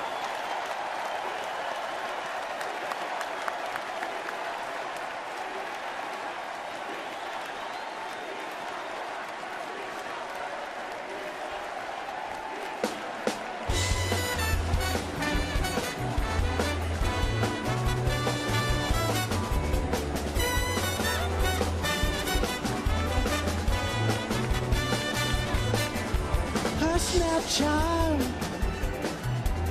don't you cry.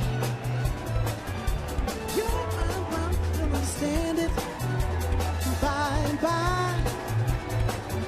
So Please welcome Florence Grover from the District of Columbia.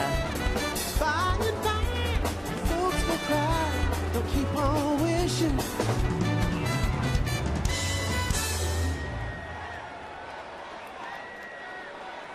Good evening. I am here tonight not as a Democrat or Republican. I'm here as a proud immigrant to this country, a proud veteran of the United States Army, and a proud recipient of our country's highest military honor. Soldiers spend years training for one moment. We don't know when it will come. We don't know what it will require. But we know that when it arrives, we will be ready. My moment came 4 years ago in Afghanistan. A suicide bomber approached my man. I grabbed him by the vest.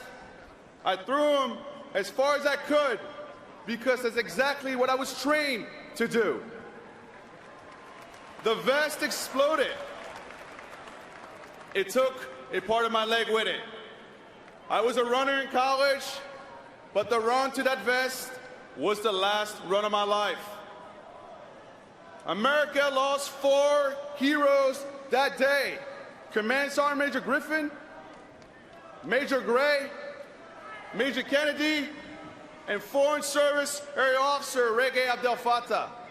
I remind you in their memory that your military protects you with their lives. And that our president should protect us in return. Hillary Clinton has been training for this moment for decades. In the Senate, she worked across the aisle to support wounded warriors and our families. As president, she will reform the VA, not privatize it. She'll help heal the invisible wounds that lead to suicide. And as Commander-in-Chief, she will defeat ISIS. When Hillary's moment comes, she will be ready. Ready to serve, ready to lead, and ready to defend those who defend you. Thank you. Go Army. Please welcome Chloe Grace Moretz.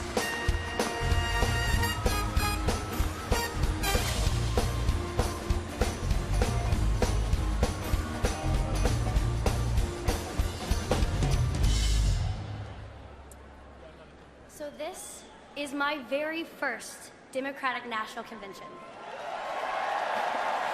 And this November, I will be voting in my very first general election.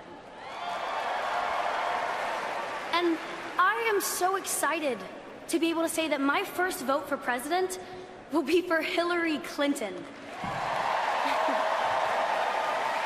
You see, I registered to vote at the DMV on the same day that I got my driver's license. And it took just a minute. But I knew that it gave me the power of a lifetime.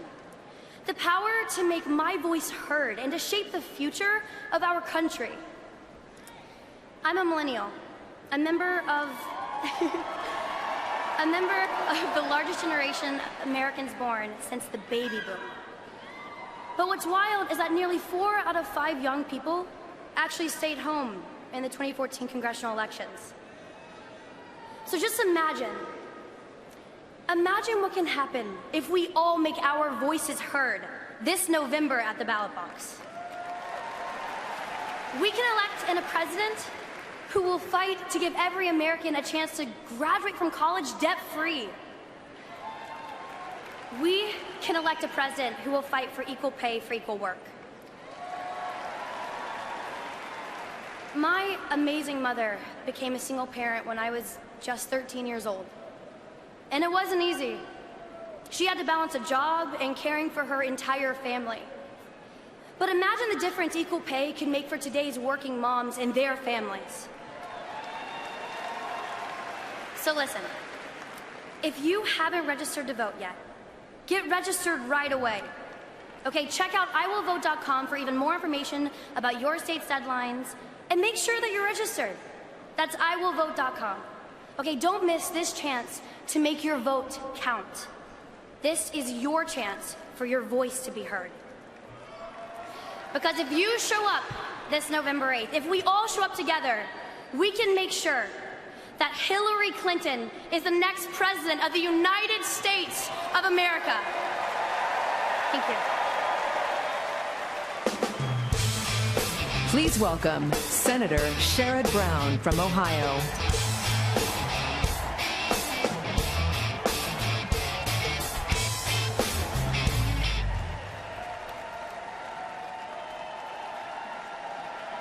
It is an honor to be in the birthplace of our democracy this evening. I grew up in Mansfield, Ohio. My dad was the town doctor. I never saw him turn a patient away. He didn't see profit margins. He saw people who needed help. My mother, who grew up in Mansfield, Georgia, raised 3 Eagle Scouts. She taught each of us to fight for justice. My wife, Connie, grew up in Ashtabula, Ohio. Her father worked at the electric plant. He was a proud member of Utility Workers Local 270. Her mother was a nurse's aide and a hospice home care worker. They wore their bodies out, working long days so their children could go to college. For too many Americans today, that same hard work is not paying off. People work longer hours, they produce more, but while corporate profits have gone up, workers' wages haven't kept pace. Hillary Clinton knows that a job is not just a paycheck. It's about building a better life for your family. She's a progressive who gets things done. And she has a real plan to give American workers the chance to share in the profits they create. Now, Donald Trump believes wages are too high. Those are his words. Too high, and he wants to be president. How do you help Americans build better lives for their families when you outsource jobs? This suit I'm wearing, made by union workers 10 miles from my Cleveland home in Brooklyn, Ohio. Trump suits made in Mexico. Trump glassware made in Europe, not Toledo, America's glass city. Trump furniture made in Turkey, not Archbald, Ohio. Donald Trump's hat may be stamped with "Make America Great Again," but his ties are stamped "Made in China." Now, I've been fighting for a trade agenda for more than 20 years that puts American workers first. And I can tell you, in all those years, I've never, ever even seen Donald Trump. No, the only thing I've seen Donald Trump do when it comes to U.S. trade policy is run his mouth and line his pockets. While Trump outsources jobs, Hillary Clinton has a real plan to bring jobs back to America. $10 billion in Made in America tax credits to revitalize manufacturing. Now Trump proposes tax cuts too. $3 trillion for millionaires like himself and $2 trillion for corporations like his. Of course, we can't really say for sure how much Trump will take for himself because he's refused to share his tax returns with the American people. But the one thing we know for sure is Donald Trump looks out only for Donald Trump, no matter who he steps on along the way. Now, let's just ask the Friel family. They had a cabinet-making business based right here in Philadelphia. That is until they signed a contract with Trump Plaza. They finished their work, but Trump refused to pay them what they were owed, starting a downward spiral that ended in bankruptcy. 5 decades. They had spent 5 decades in business, providing jobs and livelihoods to workers and families in community, and it all came crashing down after a contract with Donald Trump. Now, Trump says he wants to run our country like one of his businesses. I guess that means he wants to slap his name on it, make false promises, and then scam innocent people out of their savings. Look, there's no question we have work to do. We face serious challenges. Too many families struggle just to get by, let alone to get a little bit ahead. Donald Trump thinks people in states like mine will choose his counterfeit campaign over the genuine solutions we're fighting for tonight. He is wrong. Donald Trump looks at towns in the middle of America and he sees a rust belt of decay. Well, we reject that term, Rust Belt. Hillary, my friend Tim Kaine, and I see vibrant, innovative communities throughout the industrial heartland. Cleveland is pioneering the country's first freshwater wind farm in Lake Erie. Youngstown is leading the way in manufacturing, advanced manufacturing. And that power plant where Connie's father worked in Ashtabula, it's not rusting. It's been converted to a water processing plant supporting hundreds and hundreds of Ohio jobs. That's how we rebuild a thriving American middle class. Those are the kinds of solutions Hillary Clinton will deliver, solutions that make a real difference in people's lives. And that's why Hillary Clinton will win Ohio. Because as everyone in this great hall knows, as Ohio goes, so goes the nation. Now, in this hall on Tuesday, Connie and I were overtaken with emotion when our longtime friend Bernie Sanders moved to nominate Hillary Clinton to lead our party to victory. It took me back to Mansfield, Ohio, when I was a 3rd grader at Brinkerhoff Elementary School. I remember looking up at the poster on the wall of our American presidents. Other than a few mustaches and powdered wigs, they all look pretty much like me. My 2 granddaughters and my 3 grandsons are too young. They're too young to appreciate the historic nature of this moment. But when they go to school and they look up at those same presidential posters in their classrooms, they won't see faces that look only like mine. They will see Barack Obama. And because of the work that we do over the next 100 days, my granddaughters will see themselves in the face of President Hillary Rodham Clinton. Thank you.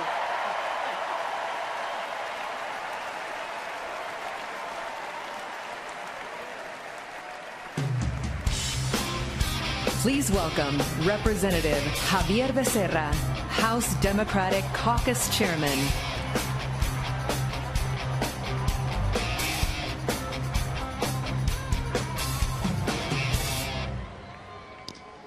Good evening. Buenas noches. Thank you. Hey, how about we thank all the volunteers, the police officers and security, the workers who set up, cleaned up, fed us, who made this convention a success. Now, anyone here an immigrant or child or grandchild of immigrants? Anyone the first in your family to go to college? Who here makes a living working with your hands, making this country better? This is what a great America looks like. So when I hear someone say, America isn't great, it hits me. Like when someone says, your father was just a ditch digger. Your mother wasn't even born here. This election is about us. It's personal. It's about telling every little boy and every little girl, you can be a president of the United States of America. When she was 18, my mom came from Guadalajara, Jalisco, Mexico. She was the boss. She judged so many things so well. She juggled her jobs at home and as a clerical worker. My father, he had to leave school by the 6th grade to help support the family. I remember he would leave for work long before my 3 sisters, and I would get up for school. When you work in the fields and in construction, you rise with the sun. In winter, when Sacramento turned cold and rainy and the construction jobs disappeared, my dad would somehow find other work, laying a tile floor, canning tomatoes, or hauling someone's trash. My parents didn't go to college, but they encouraged us. And like so many of you, I became the first in my family to graduate with a 4-year degree. I know that education opens doors. Hillary Clinton gets that. She understands that every child deserves a great education, no matter their zip code. As First Lady of Arkansas, Hillary had what she called the Chelsea test. If a school wasn't good enough for her daughter, it wasn't good enough for anyone's child. That's why, as president, she'll bring preschool to every 4-year-old in America. She'll rebuild our crumbling schools. She'll give our teachers the support and tools they need and the pay they deserve. How many of you have student debt? Hillary will fight for debt-free college tuition because nobody should be priced out of college. And she'll ensure folks can refinance their student loans because nobody should be held down by the crunch of student debt. I recently went with Carolina, my wife, to witness our youngest daughter, Natalia, graduate from high school. Natalia knows the sky's the limit. Hillary wants for all children what we give to our children. Hillary wants to build schools. Donald Trump wants to build walls. His idea of an education plan, Trump University. He once demanded that President Obama release his college transcripts because it would be, quote, very revealing. You know what I think? I think it would be very revealing for Donald Trump to release his college transcripts. Who here thinks he did as well as he says he did? At every stage in his life, Donald Trump has exploited America's laws to put himself first. He uses lawsuits the way my mom uses coupons to drive down the price of products. He uses bankruptcies, 6 of them, like a wealthy man's get-out-of-jail-free card. I can't tell you if this man has ever had a callus on his hands. Does he know the price of a gallon of milk, a loaf of bread? And why don't we know about his tax returns? Why won't he release his tax returns? What is he hiding? Why won't he show the American people who he is? Now let me tell you who Hillary Clinton is. A few months ago, Hillary came to my city of Los Angeles and sat down with people like my parents, grandmothers, dreamers, and men who work all day in the sun, yet they remain in the shadows. As the meeting ended, the crowd swelled all around her. She took every photo requested with families who had never been anywhere close to a future president. People who couldn't even vote. She embraced them. She listened to them. And guess what? She proved that she cares. It's these moments that make this election personal, that define who a president will be. The Hillary Clinton that for 24 years I have known is someone who has always listened to those who have been silenced. Our next Vice President, Tim Kaine, él nos escucha también. He listens to us too. We've come a long way from the days when my dad couldn't walk into a restaurant because of the signs that read, "No dogs or Mexicans allowed." Now is not the time to turn back. There's a saying in Spanish, "Dime con quién andas y te diré quién eres." Tell me with whom you walk, and I will tell you who you are. Hillary Clinton has walked with us all her life. No matter who we are, or where we come from, or what we look like, or how much money we have, or who we love, Hillary Clinton walks with us. So now, the question is, are we ready to walk with her? Are we going to fight for a nation where love trumps hate? Are we going to build an America that's stronger together? Then together, let's elect the next president of the United States, Hillary Clinton. Thank you very much.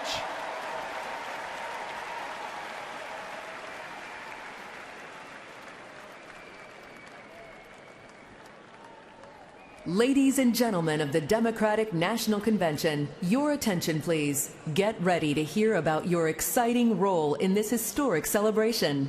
You will be performing a card stunt towards the end of tonight's program, which will create a unified patriotic picture throughout the arena. You have your card for the stunt folded in a bag on your seat. Do not remove or open it yet. Each card is assigned to your specific seat, so make sure your card stays at your seat. During the final speech of the evening, you will see audience leaders holding cue cards at the base of each section. When you see the audience leaders hold up "Ready Card Stunt," this is your cue to put aside any other signs. Open the bag, unfold your card, and place it on your lap with the instructions facing up. When you see the audience leaders hold up "Go Card Stunt," hold your card in front of your face and look through the cutout. Hold your card still and vertical. Do not hold your card over your head. Keep holding the card in place until you see the audience leaders lower their cards. That's your cue to lower your cards. We promise you will not miss the balloon drop or any other part of the program. Thank you for being a big part of this historic event.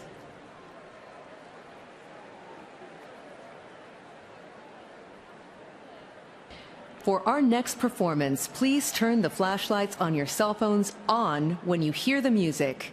Again, when you hear the music, and be a part of the performance.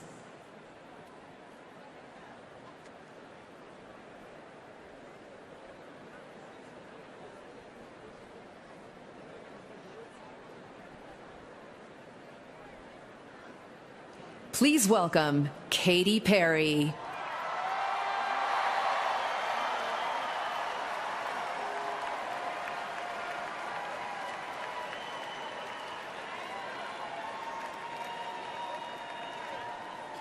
Thank you. How you doing?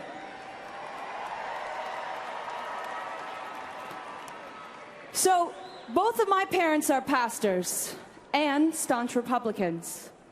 I didn't finish high school, and unfortunately I don't have a formal education, but I do have an open mind, and I have a voice.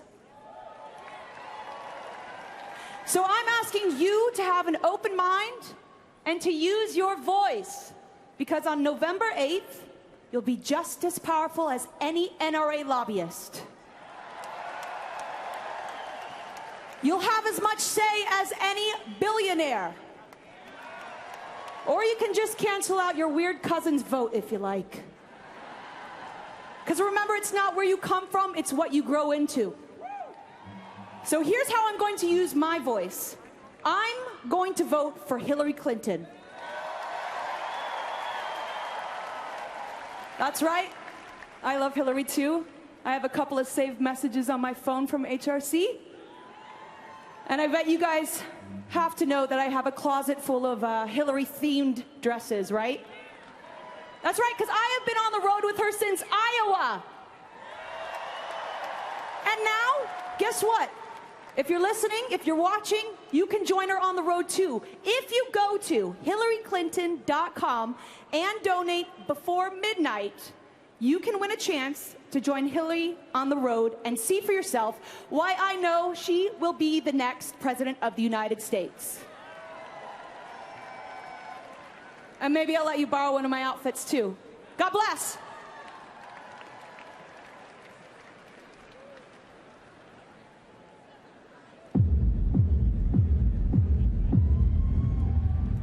I won't just survive.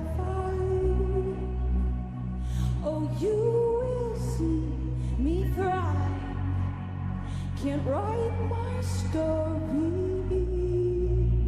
I'm beyond a good time. I won't just conform. No matter how you shake my core. 'Cause my roots, they run deep. Oh, yes, a little faith.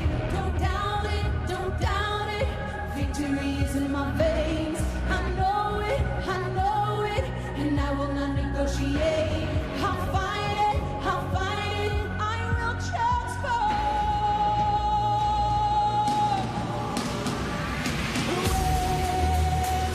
When the fire's out, and the vultures all die, circling, whispering, you're out of time, but still I rise. This is no mistake, no accident. When you think the final nail is in, think again. Don't be surprised, I will still rise. I must stay conscious through the madness and chaos. So I call on my angels.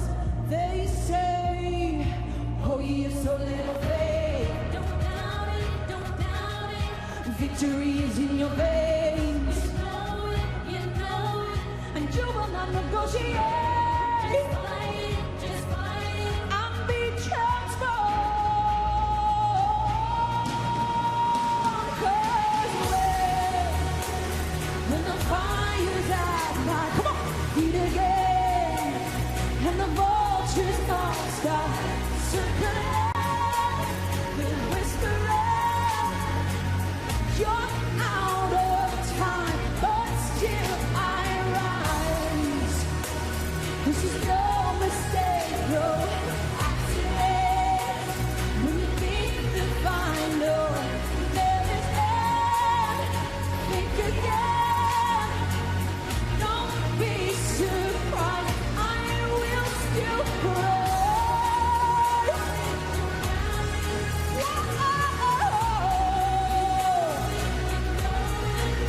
Still rise. Don't be surprised, she will still rise. You ready? Sing it with me. Come on. Let's roar for Hillary. Now I'm going like a butterfly, stinging like a bee. I earn no stripes. I went from zero to my own hero. You held me down, but I got up. Already brushing off the dust. You hear my voice, you hear that sound. I come to finish it through the ground. You held me down, but I got up. Get ready, 'cause I'm hot enough. I see it all, I see it now. I got the eyes. Sing.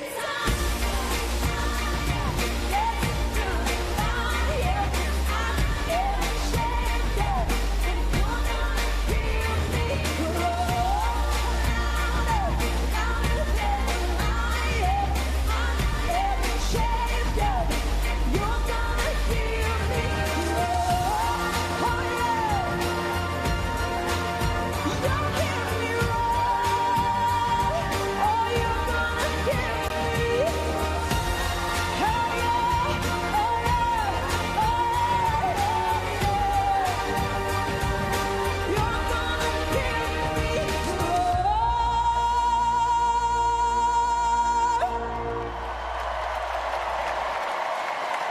Thank you.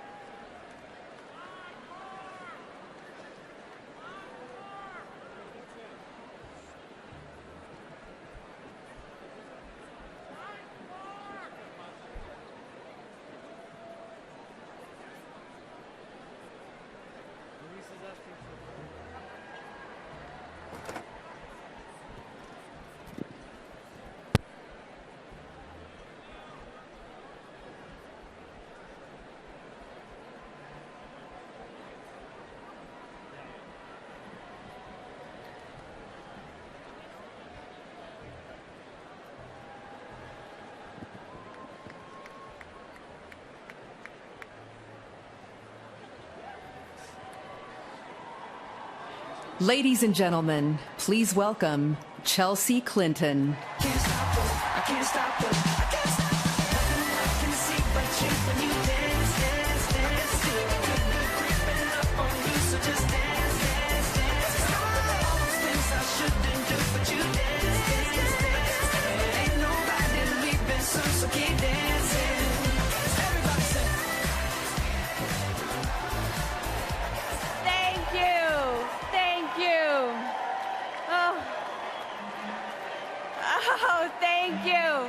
Thank you. It is such an honor for me to be here tonight. I'm here as a proud American, a proud Democrat, a proud mother, and tonight in particular, a very, very proud daughter.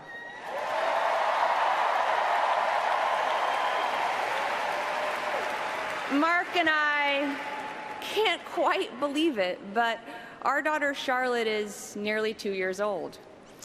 She loves Elmo. She loves blueberries. And above all, she loves FaceTiming with Grandma.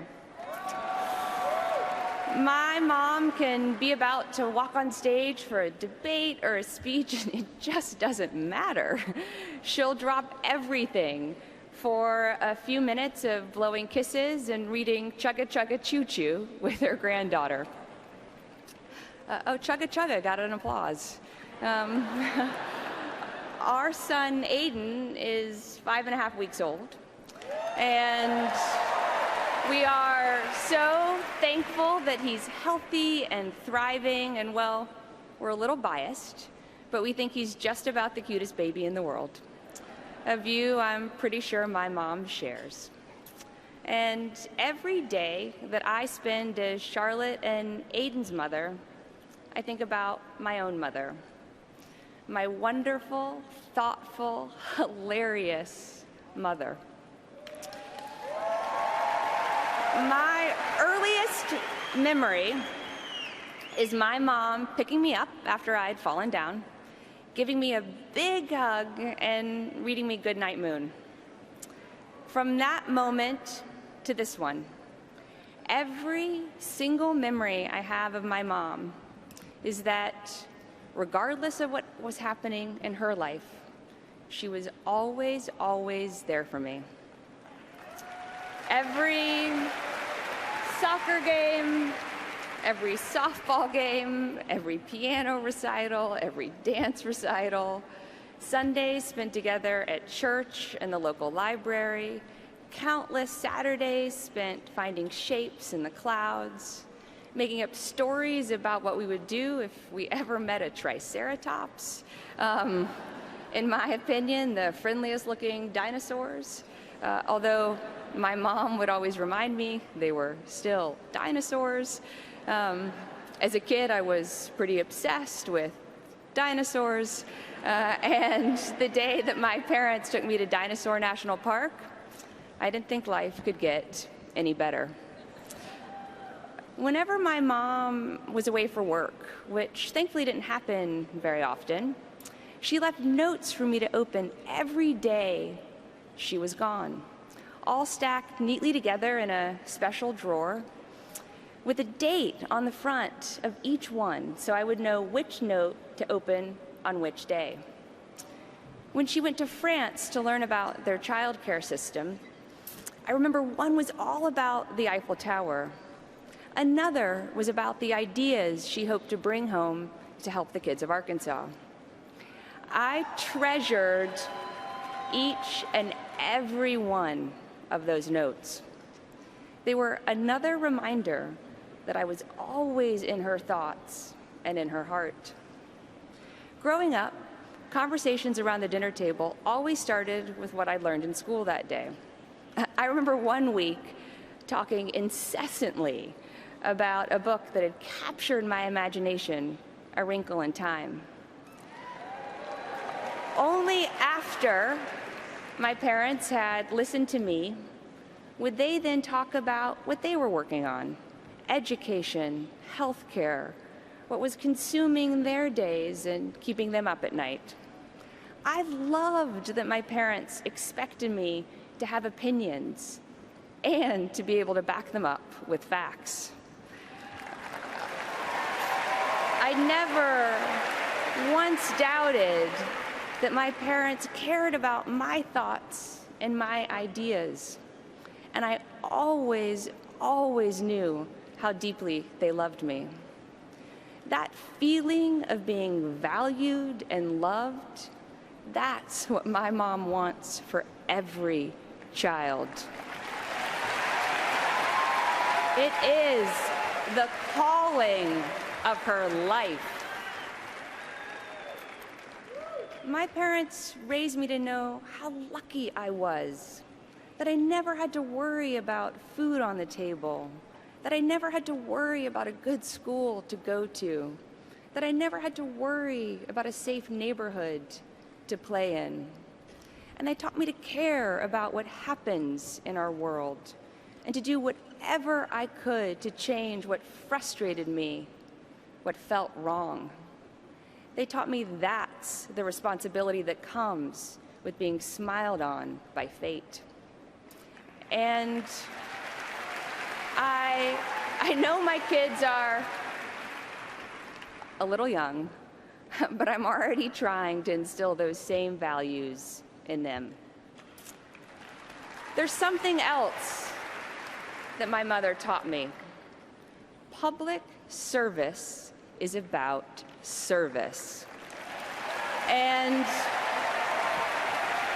as her daughter, I've had a special window into how she serves.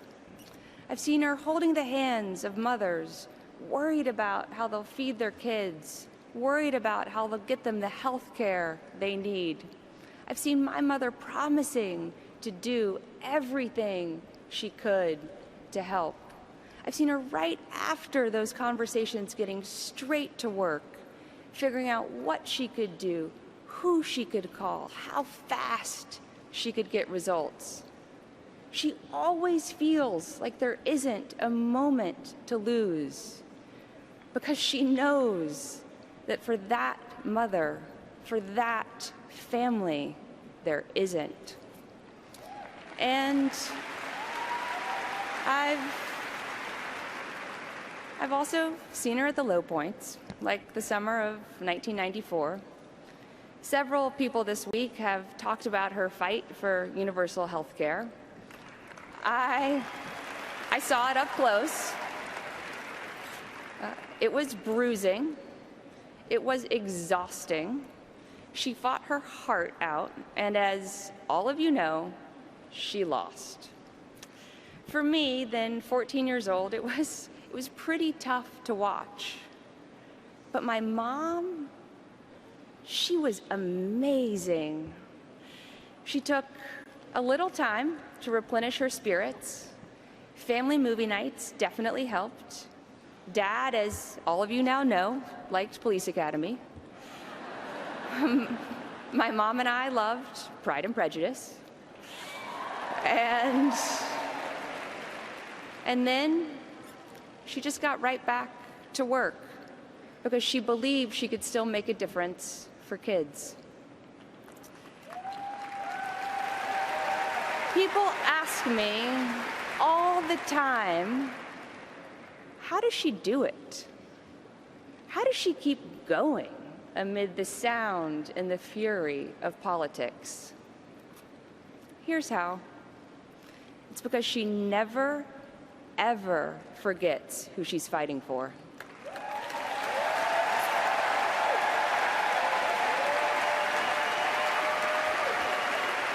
She's worked to make it easier for foster kids to be adopted, for our 9/11 first responders to get the health care they deserve, for women around the world to be safe, to be treated with dignity, and to have more opportunities. Fights like these, they're what keep my mother going. They grab her heart and her conscience, and they never, ever let go. That's who my mom is. She's a listener and a doer. She's a woman driven by compassion, by faith, by a fierce sense of justice, and a heart full of love. So, this November, I'm voting for a woman who is my role model as a mother and as an advocate. A woman who has spent her entire life fighting for families and children. I'm voting for the progressive who will protect our planet from climate change and our communities from gun violence. Who will reform our criminal justice system, and who knows that women's rights are human rights, and who knows that LGBT rights are human rights here at home and around the world. I'm voting for a fighter who never, ever gives up, and who believes that we can always do better when we come together and we work together. I hope that my children will someday be as proud of me as I am of my mom. I am so grateful to be her daughter. I'm so grateful that she is Charlotte and Aiden's grandmother. She makes me proud every single day. And Mom, Grandma would be so, so proud of you tonight.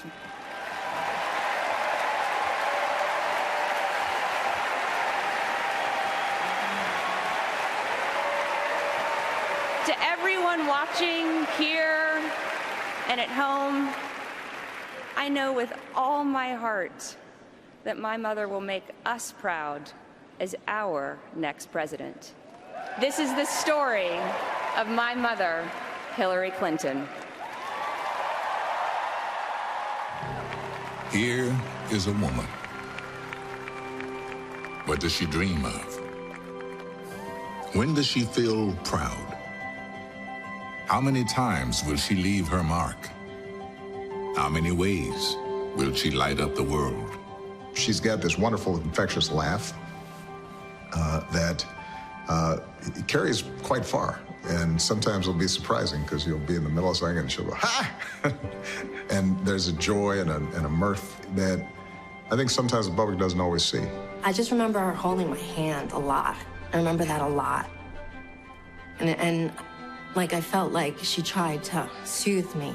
It wasn't about pictures or a big production. She just kind of showed up, and she had a very simple message: thank you, and I'll do whatever I can for you. And she would make good on that promise. I love to watch her with people, and I can see the effect of her kindness and that it's real. Hillary Rodham grew up in Park Ridge, Illinois. Her father was a Navy man. My father was a chief petty officer at home as well as in the Navy. And he really had the attitude that, you know, don't whine, don't complain, do what you're supposed to do. Do it to the best of your ability. Her mother, Dorothy, was terribly neglected. She was on her own, working as a housekeeper by the time she was 13. She once said that job was the first time she saw what a loving family looked like. She told me one time her young parent left her overnight by herself. She was like 4 years old, 3 or 4 years old. And they gave her a set of coupons so she could go to the corner cafe and get food. And I mean, just the image of this little girl all by herself, walking down the stairs of the walk-up tenement, out the door alone, to the corner, to the cafe, and getting food with coupons just haunts me. Here is a woman making her first marks on the world. She is, we all know, bright and promising, an achiever. And yet, extraordinarily, what is most striking about the young woman is her heart. Her commitment to making people's lives better, her abiding belief that the same opportunities that Chelsea has had should be extended to every child. That comes through in everything that she does. She could have joined a big law firm, been a corporate bigwig. Instead, she chose the Children's Defense Fund. There, she went door to door, gathering stories to help children with disabilities who were denied schooling. She challenged a system that kept teen boys in the same jails as grown men. She went undercover as a housewife to prove that Alabama was defying the law to keep its schools all white. She was successful at all three. I remember watching her in class, and I just thought she was fascinating. And I followed her out of the class, and I got as close as I am to you, and I lost my guts and didn't speak to her. I said to the person I was with, "Who is that?" And she said, "Well, that's Bill Clinton. He's from Arkansas. That's all he ever talks about." And literally at that moment, I heard him say, "And not only that, we grow the biggest watermelons in the world." So that's all I knew about him.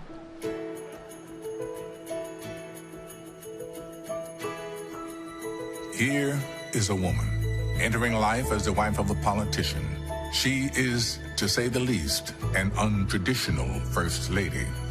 In Arkansas, she boldly reforms the state's educational system. And in the White House, she eagerly takes on national health care. For old school Washington, health care reform is not welcome. My mother wanted me to be resilient, and she wanted me to be brave. I was like 4.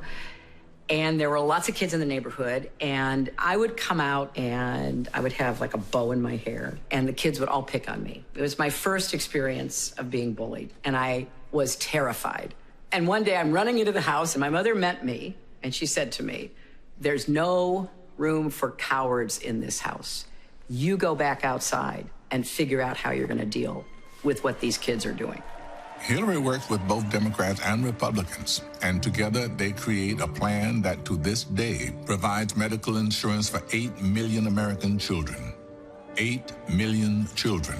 It is a violation of human rights when babies are denied food or drowned or suffocated or their spines broken simply because they are born girls. Now, you and I weren't there, but it has been said that the UN Fourth Women's Conference in Beijing was where Hillary woke up the world. Human rights are women's rights, and women's rights are human rights once and for all.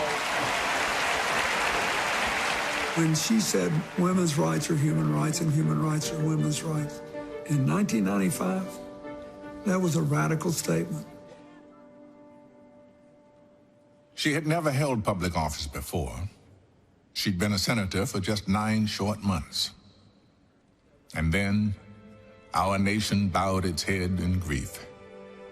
It appeared as though a dark blackish gray curtain had just dropped between lower Manhattan and the rest of the city. Injury-wise, both my legs were shattered. They believe that the landing gear of the second plane hit me because it was so hot that it closed my wounds. Around 9 o'clock at night, one of my staff people, one of Chuck's staff people came in and whispered to both of us that the White House had just sent up its first request for funding, and there was not a penny in it for New York. New York needed a champion. Hillary and Chuck tirelessly worked their way across Washington, not stopping until they reached the Oval Office. President Bush looked at me and he said, "What do you need?" And I said, "We need $20 billion. And Chuck Schumer said, "We need $20 billion. And he said, "You got it." Her mind just quickly grasped, this is a much bigger issue than replacing these buildings. This is replacing the American spirit. I remember just taking a few pictures, and when I got them developed, the flash from this camera against the dark sky reveals all the particles that are in the air. It looks like snow. When our first responders began to get sick and questioned the quality of the air at Ground Zero, Hillary loudly took on the EPA and won them health benefits. That the air was safe. It wasn't safe. Not only did she say she was going to fight for us, it wasn't idle chatter. At the same time, she very quietly helped some survivors rebuild their lives. I remember talking to Hillary, saying, I can't have this wedding unless I can dance. I need to be able to dance my wedding for it to happen. And she said, you're gonna do it. I know you are. Hearing her say that helped me believe it. Well, the bin Laden situation is a perfect example of how valuable Hillary's judgment and strength it was to me in every decision I made. I've seen the photograph. So have you. We'll never quite know what it felt like to be in that room. But look at her. Look at her face. She's carrying the hope and the rage of an entire nation. When the opportunity arose for me to be part of the small group advising the president about whether or not the intelligence we had was strong enough for him to act, I took that responsibility personally and on behalf of the 3,000 people who were murdered, the tens of thousands of loved ones who were left behind, the horror that was inflicted on our country. Just listening to her talk about what that meant, I think we all felt both the extraordinary responsibilities, but also the extraordinary privilege of being able to serve the American people. I was sitting in a back room by myself with my feet up and my sneakers were sticking out of my dress. And someone came behind me and hugged me, and I had no idea who it was. And it was Hillary. Without press, without fanfare, there are only family photos. Hillary quietly attended Debbie's wedding, and Debbie danced. She danced. There is more than enough of the American dream to go around.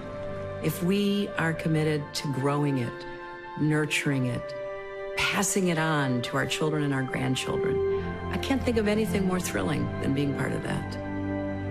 We all hope for a better tomorrow. Any parent knows your every dream for the future beats in the heart of your child. Chelsea's heart beats Hillary's dreams, and Hillary's heart beats Dorothy's. It's how we are made. The American dream is passed down from generation to generation to generation.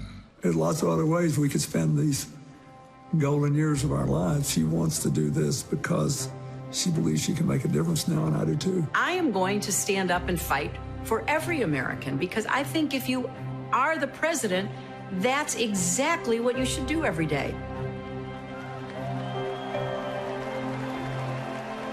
There are show horses, and then there are work horses.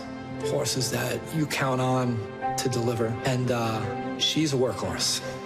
You have to love this country, believe in this country, lift up the people in this country. To have a decade after decade of being in the front lines of trying to bring about change. And do everything you can to make sure they believe you're getting up every morning in that big old White House, thinking about them, understanding what they're up against, and working to make it better. She does that because she feels deep in her heart that here in the greatest country on earth, everybody deserves a shot.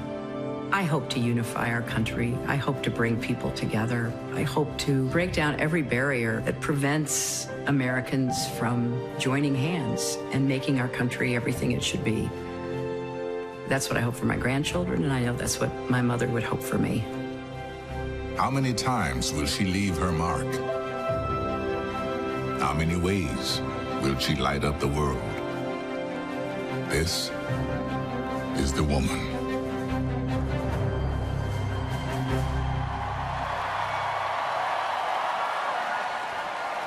Ladies and gentlemen, my mother, my hero, and our next president, Hillary Clinton. This is my fight song. Take back my life song. Prove I'm alright song. My power's turned on. Starting right now, I'll be strong. I'll play my fight song. And I don't really care if nobody else believes. 'Cause I've still got a lot of fight left in me. Losing friends and I'm chasing sleep. Everybody's worried about me. In too deep, saying I'm too deep.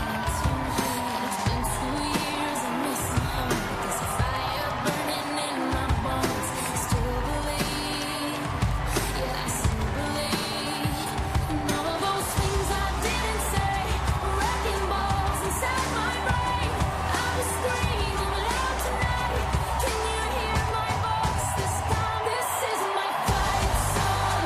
Take back my life song. Prove I'm alright song. My power's turned on. Starting right now, I'll be strong. I'll play my fight song. And I don't really care if nobody else believes. 'Cause I've still got a lot of fight left in me. A lot of fight left in me. And all of those things I didn't say, wrecking balls inside my brain. I was screaming loud tonight. Can you hear my voice this time? This is my fight song. Take back my life song. Prove I'm alright song. My power's turned on. Starting right now, I'll be strong. I'll play my fight song. And I don't really care if nobody else believes. 'Cause I've still got a lot of fight left in me.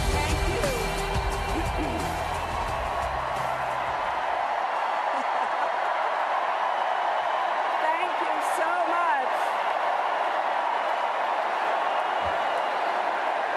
Thank you. Thank you all so much.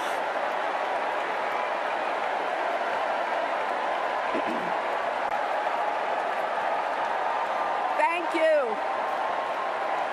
Thank you.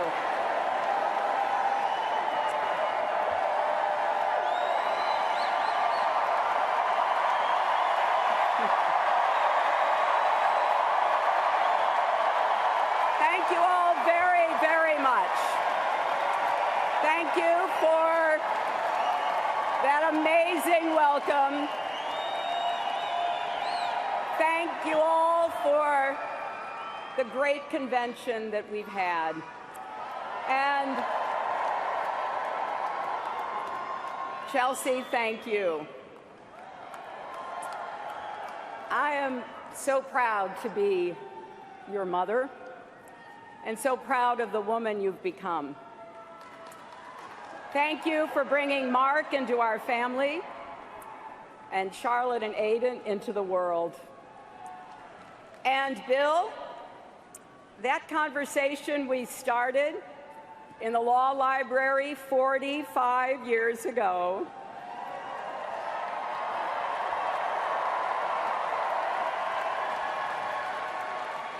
it is still going strong.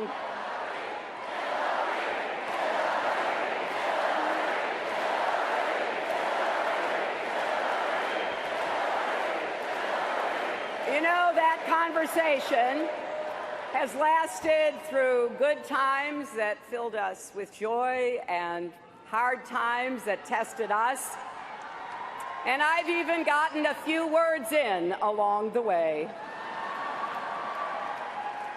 On Tuesday night, I was so happy to see that my explainer-in-chief is still on the job.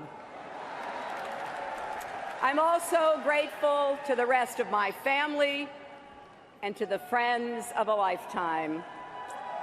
For all of you whose hard work brought us here tonight, and to those of you who joined this campaign this week, thank you. What a remarkable week it's been.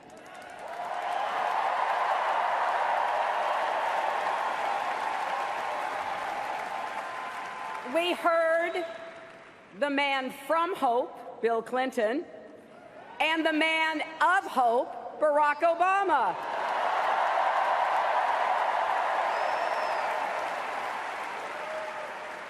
America is stronger because of President Obama's leadership, and I'm better because of his friendship.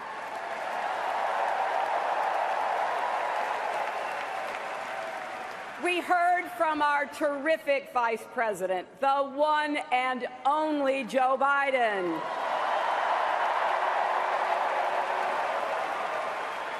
He spoke from his big heart about our party's commitment to working people, as only he can do. And First Lady Michelle Obama reminded us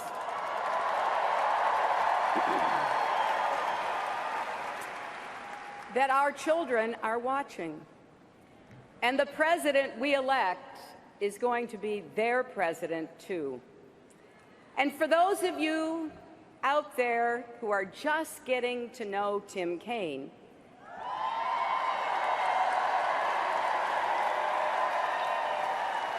you will soon understand why the people of Virginia keep promoting him from city council and mayor to governor and now senator. And he will make our whole country proud as our vice president.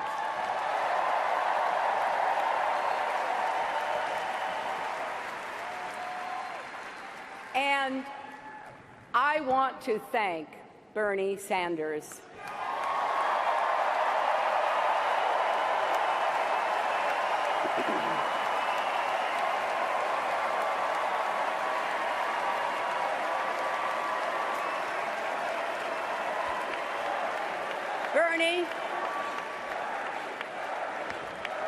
Bernie, your campaign inspired millions of Americans, particularly the young people who threw their hearts and souls into our primary.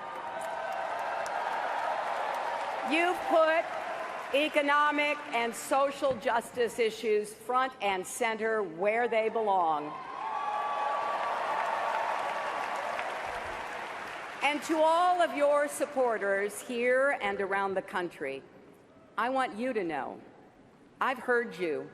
Your cause is our cause.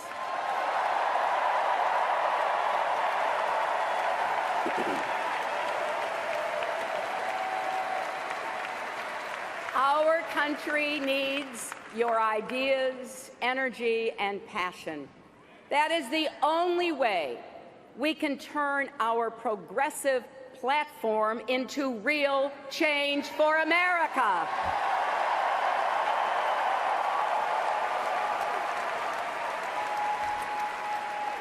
We wrote it together. Now let's go out and make it happen together.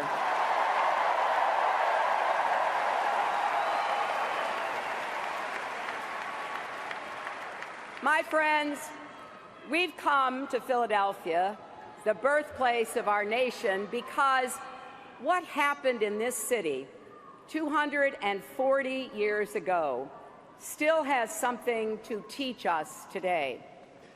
We all know the story, but we usually focus on how it turned out, and not enough on how close that story came to never being written at all.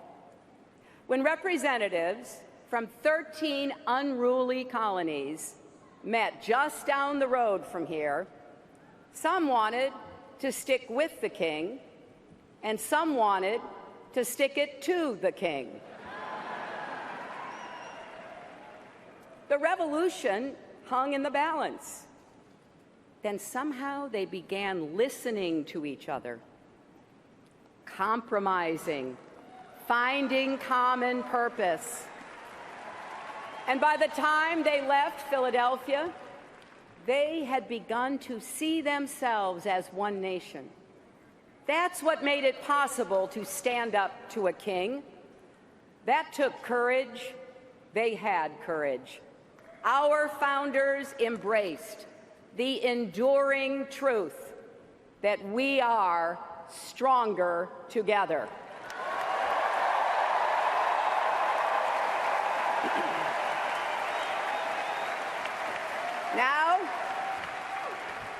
Now America is once again at a moment of reckoning. Powerful forces are threatening to pull us apart. Bonds of trust and respect are fraying. And just as with our founders, there are no guarantees. It truly is up to us. We have to decide whether we will all work together so we can all rise together.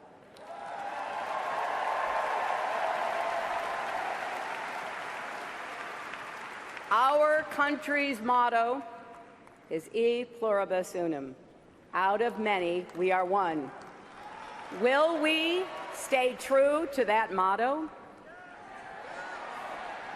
Well, we heard Donald Trump's answer last week at his convention.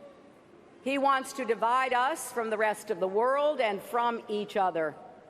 He's betting that the perils of today's world will blind us to its unlimited promise. He's taken the Republican Party a long way, from morning in America to midnight in America. He wants us to fear the future and fear each other.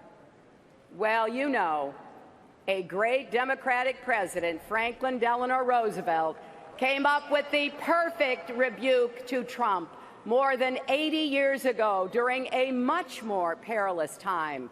The only thing we have to fear is fear itself.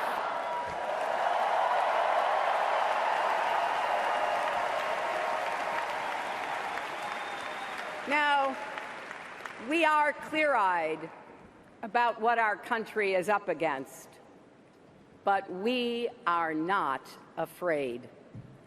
We will rise to the challenge, just as we always have. We will not build a wall. Instead, we will build an economy where everyone who wants a good job can get one.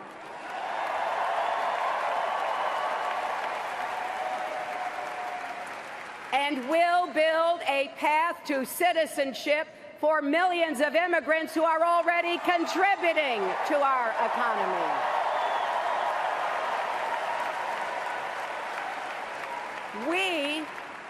We will not ban a religion. We will work with all Americans and our allies to fight and defeat terrorism.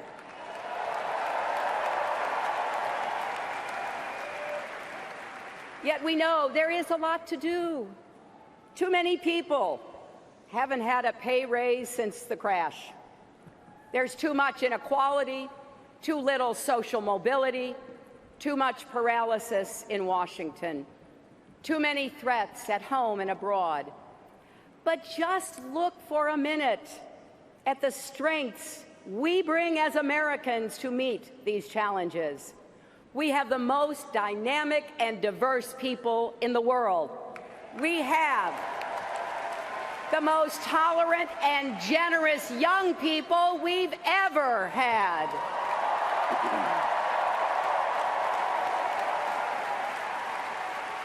We have the most powerful military, the most innovative entrepreneurs, the most enduring values: freedom and equality, justice and opportunity. We should be so proud that those words are associated with us.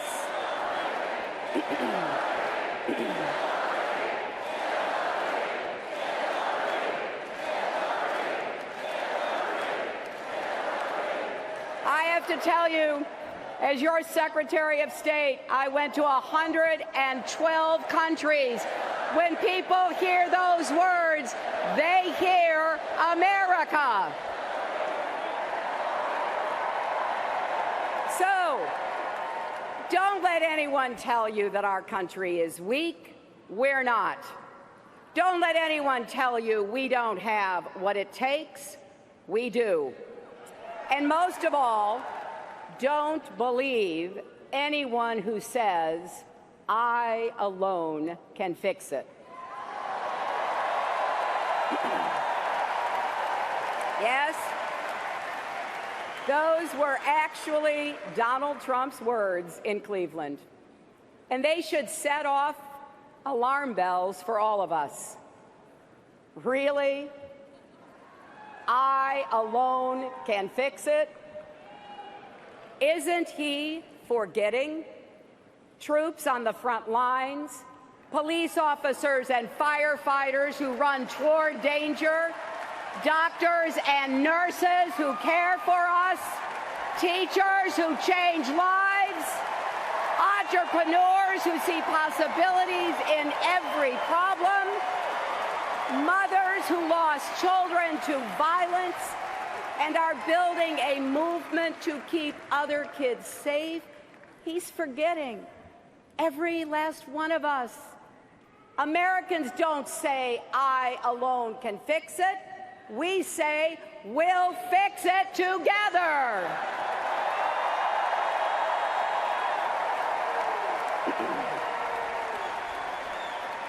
And remember, our founders fought a revolution and wrote a constitution so America would never be a nation where one person had all the power. 240 years later, we still put our faith in each other. Look at what happened in Dallas after the assassinations of 5 brave police officers. Police Chief David Brown asked the community to support his force, maybe even join them. And you know how the community responded? Nearly 500 people applied in just 12 days.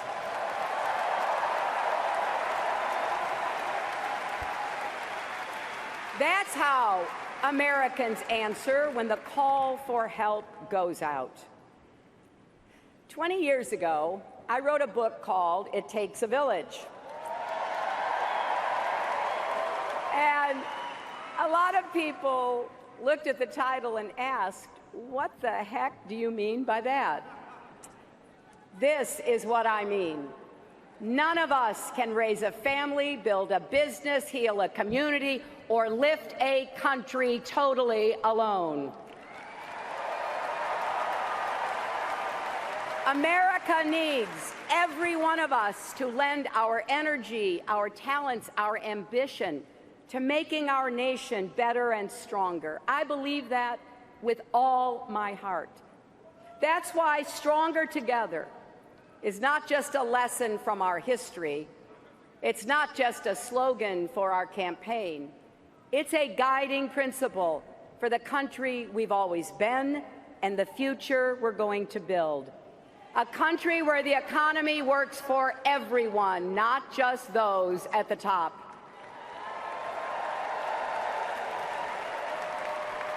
Where you can get a good job and send your kids to a good school, no matter what zip code you live in. A country where all our children can dream and those dreams are within reach. Where families are strong, communities are safe, and yes, where love trumps hate.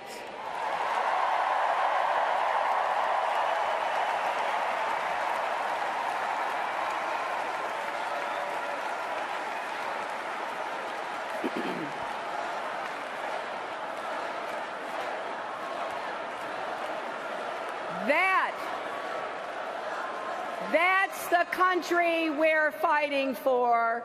That's the future we're working toward. And so, my friends, it is with humility, determination, and boundless confidence in America's promise that I accept your nomination for President of the United States.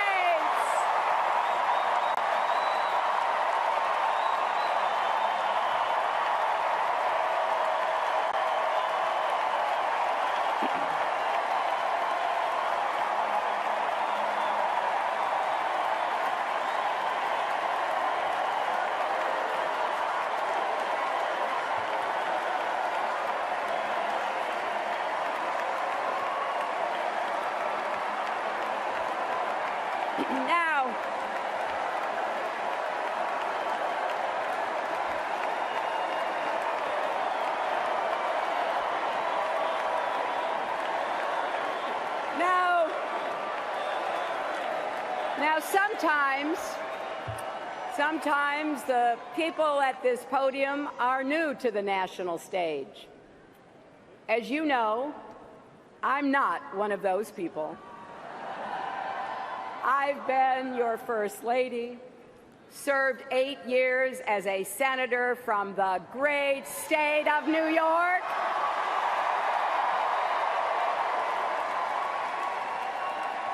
Then I represented all of you as Secretary of State. But my job titles only tell you what I've done.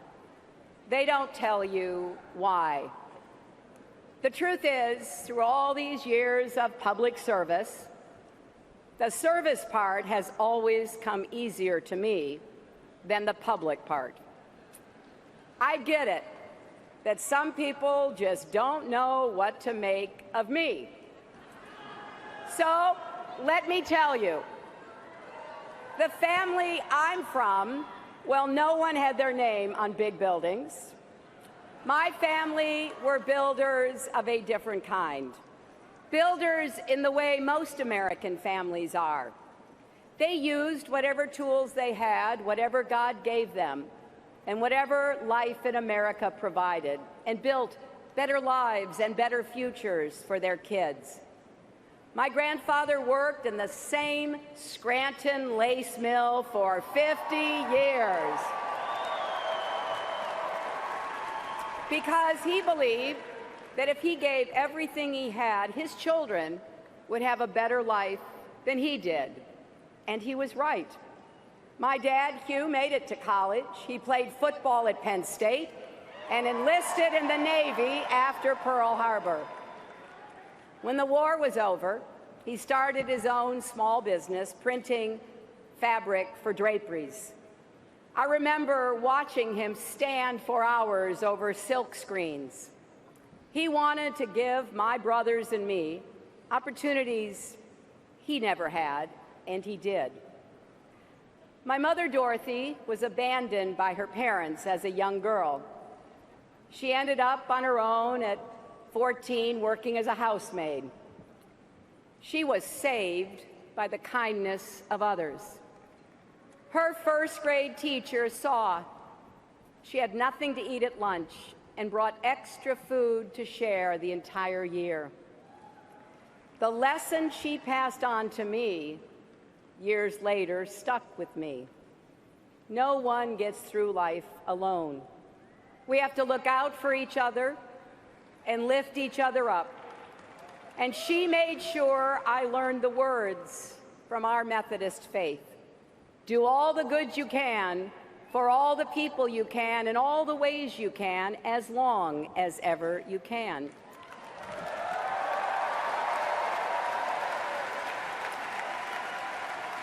So I went to work for the Children's Defense Fund, going door to door in New Bedford, Massachusetts, on behalf of children with disabilities who were denied the chance to go to school.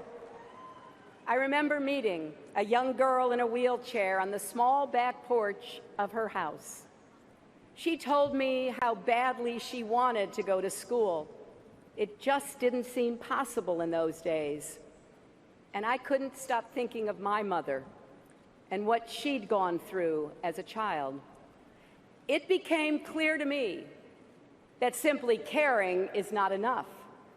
To drive real progress, you have to change both hearts and laws. You need both understanding and action.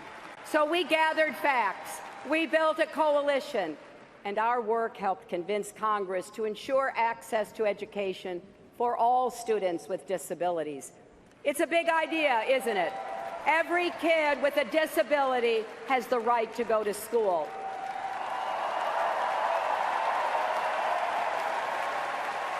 But how?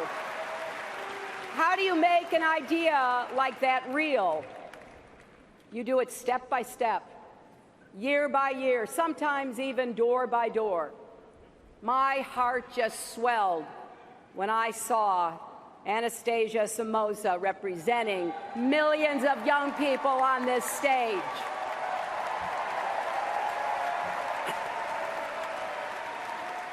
Because we changed our law to make sure she got an education. So it's true. I sweat the details of policy, whether we're talking about the exact level of lead in the drinking water in Flint, Michigan, the number of mental health facilities in Iowa, or the cost of your prescription drugs. Because it's not just a detail if it's your kid, if it's your family. It's a big deal. And it should be a big deal to your president, too.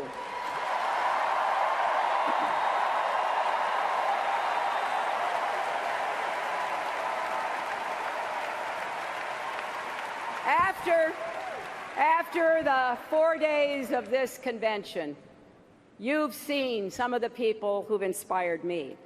People who let me into their lives and became a part of mine. People like Ryan Moore and Lauren Manning. They told their stories Tuesday night. I first met Ryan as a 7-year-old. He was wearing a full-body brace that must have weighed 40 pounds because I leaned over to lift him up. Children like Ryan kept me going when our plan for universal health care failed, and kept me working with leaders of both parties to help create the Children's Health Insurance Program that covers 8 million kids in our country.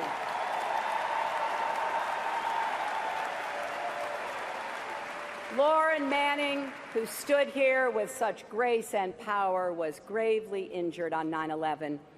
It was the thought of her and Debbie St. John, who you saw in the movie, and John Dolan and Joe Sweeney and all the victims and survivors that kept me working as hard as I could in the Senate on behalf of 9/11 families and our first responders who got sick from their time at Ground Zero. I was thinking of Lauren, Debbie, and all the others 10 years later in the White House Situation Room when President Obama made the courageous decision that finally brought Osama bin Laden to justice.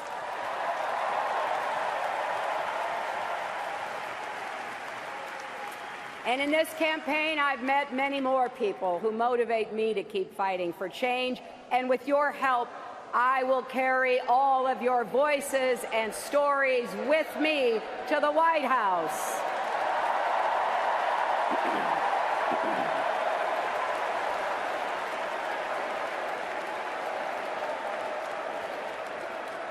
And you heard from Republicans and independents who are supporting our campaign.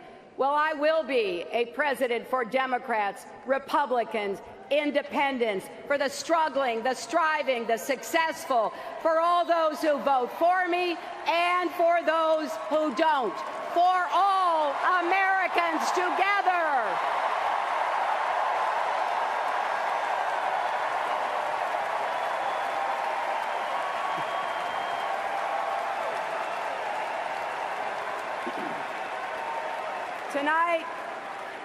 Tonight, we've reached a milestone in our nation's march toward a more perfect union. The first time that a major party has nominated a woman for president.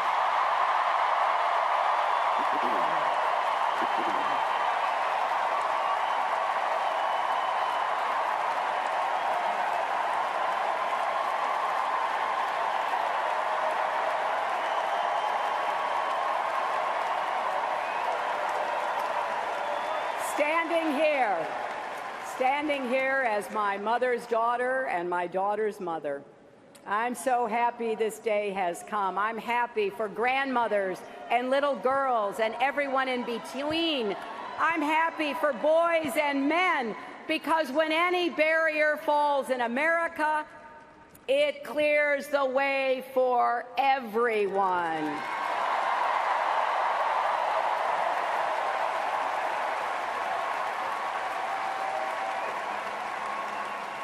After all, when there are no ceilings, the sky's the limit.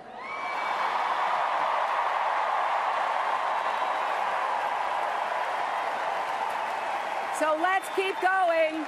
Let's keep going until every one of the 161 million women and girls across America has the opportunity she deserves to have.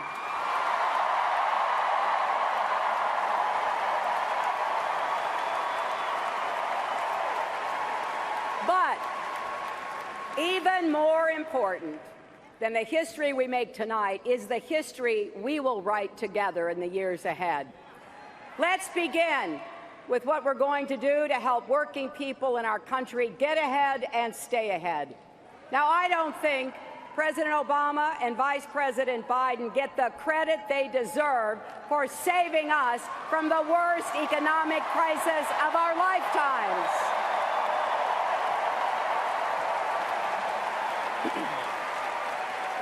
Our economy is so much stronger than when they took office. Nearly 15 million new private sector jobs, 20 million more Americans with health insurance, and an auto industry that just had its best year ever.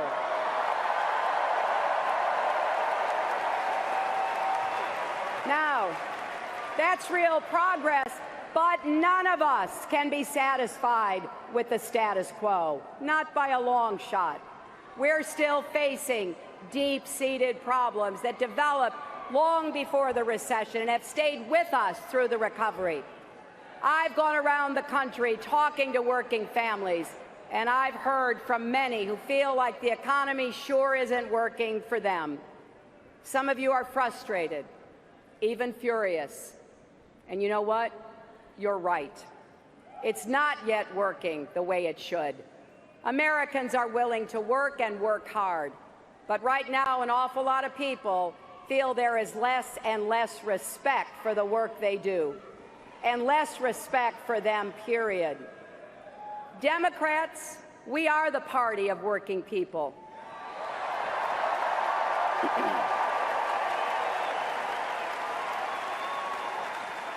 But we haven't done a good enough job showing we get what you're going through, and we're going to do something to help. So tonight I want to tell you how we will empower Americans to live better lives. My primary mission as president will be to create more opportunity and more good jobs with rising wages right here in the United States. From my first day in office to my last, especially in places that for too long have been left out and left behind, from our inner cities to our small towns, from Indian country to coal country, from communities ravaged by addiction to regions hollowed out by plant closures. And here's what I believe. I believe America thrives when the middle class thrives. I believe our economy isn't working the way it should because our democracy isn't working the way it should.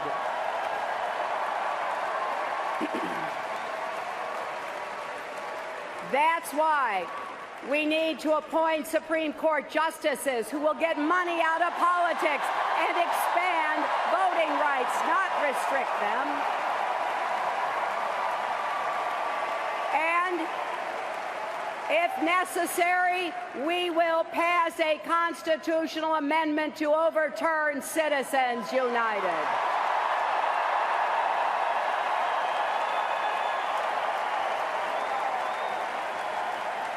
I believe American corporations that have gotten so much from our country should be just as patriotic in return. Many of them are, but too many aren't. It's wrong to take tax breaks with one hand and give out pink slips with the other. And I believe Wall Street can never, ever be allowed to wreck Main Street again.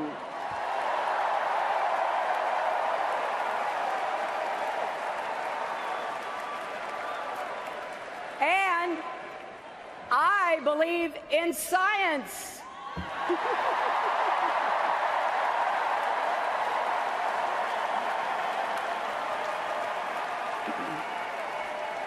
I believe climate change is real and that we can save our planet while creating millions of good-paying clean energy jobs. I believe that when we have millions of hard-working immigrants contributing to our economy, it would be self-defeating and inhumane to try to kick them out.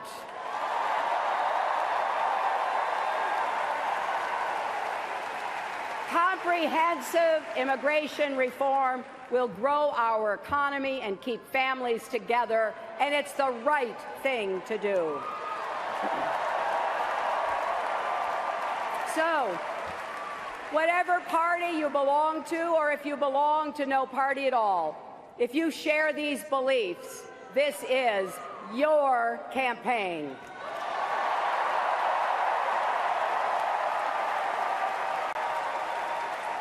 If you believe that companies should share profits, not pad executive bonuses, join us. If you believe the minimum wage should be a living wage and no one working full-time should have to raise their children in poverty, join us. If you believe that every man, woman, and child in America has the right to affordable health care, join us. If you believe that we should say no to unfair trade deals, that we should stand up to China, that we should support our steel workers and auto workers and homegrown manufacturers, then join us.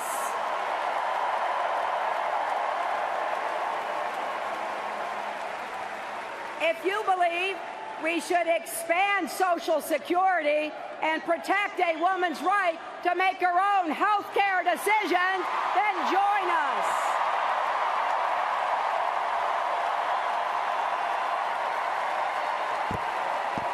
And yes, if you believe that your working mother, wife, sister, or daughter deserves equal pay, join us.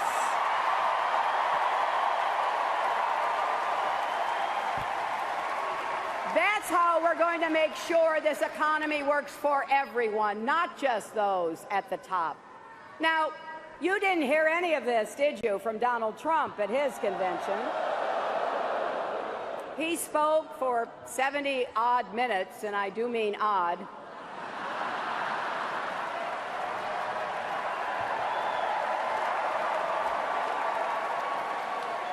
And he offered zero solutions. But we already know he doesn't believe these things. No wonder he doesn't like talking about his plans. You might have noticed I love talking about mine. In my first 100 days, we will work with both parties to pass the biggest investment in new, good-paying jobs since World War II. Jobs in manufacturing, clean energy, technology and innovation, small business and infrastructure. If we invest in infrastructure now, we'll not only create jobs today, but lay the foundation for the jobs of the future. And we will also transform the way we prepare our young people for those jobs. Bernie Sanders and I will work together to make college tuition free for the middle class and debt free for all.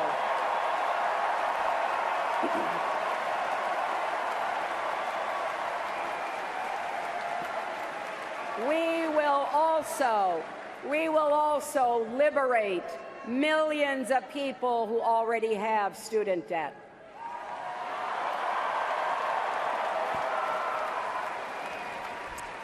It's just not right that Donald Trump can ignore his debts and students and families can't refinance their debts.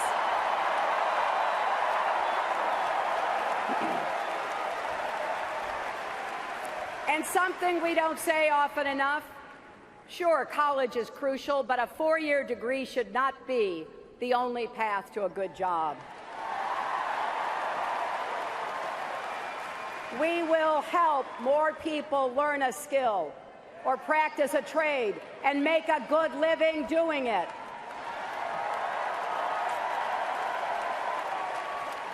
We will give small businesses like my dad's a boost, make it easier to get credit.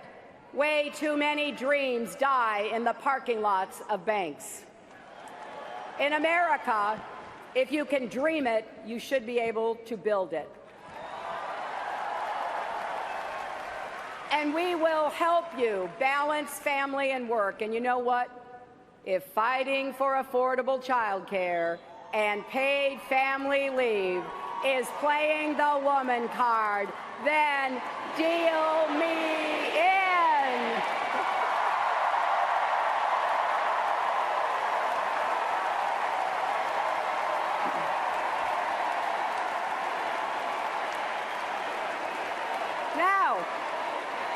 Now here's the other thing.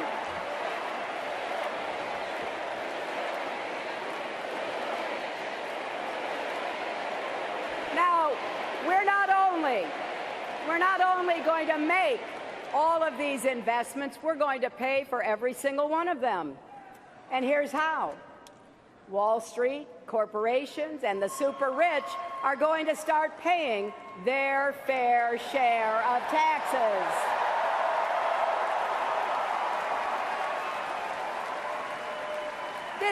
This is not because we resent success, but when more than 90% of the gains have gone to the top 1%, that's where the money is, and we are going to follow the money.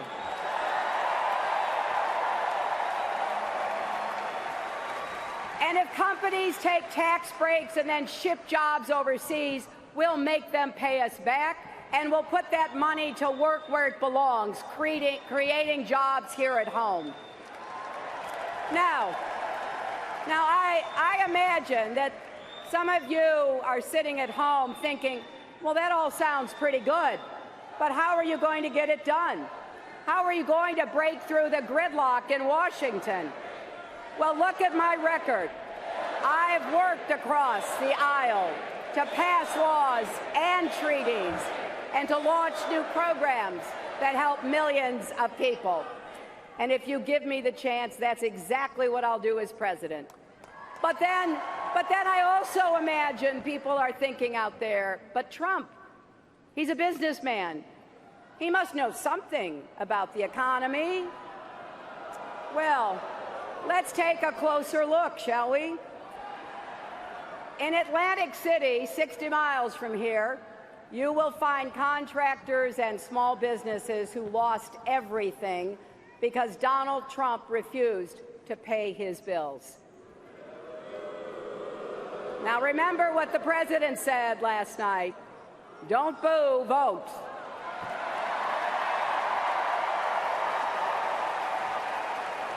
But think of this.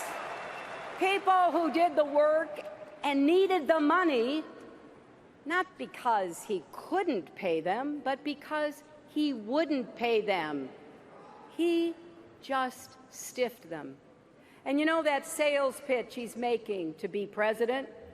Put your faith in him and you'll win big.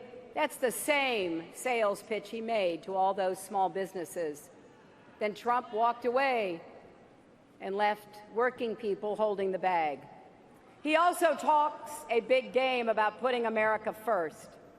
Well, please explain what part of America first leads him to make Trump ties in China, not Colorado, Trump suits in Mexico, not Michigan, Trump furniture in Turkey, not Ohio, Trump picture frames in India, not Wisconsin. Donald Trump says he wants to make America great again. Well, he could start by actually making things in America again.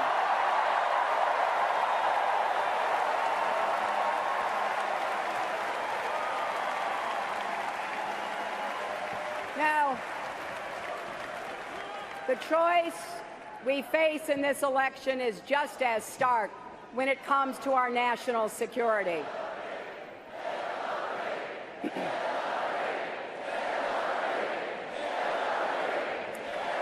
You know, anyone reading the news can see the threats and turbulence we face, from Baghdad to Kabul to Nice and Paris and Brussels, from San Bernardino to Orlando. We're dealing with determined enemies that must be defeated. So it's no wonder that people are anxious and looking for reassurance, looking for steady leadership, wanting a leader who understands we are stronger when we work with our allies around the world and care for our veterans here at home.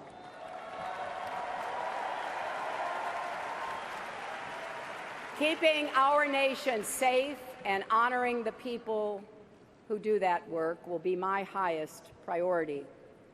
I'm proud that we put a lid on Iran's nuclear program without firing a single shot.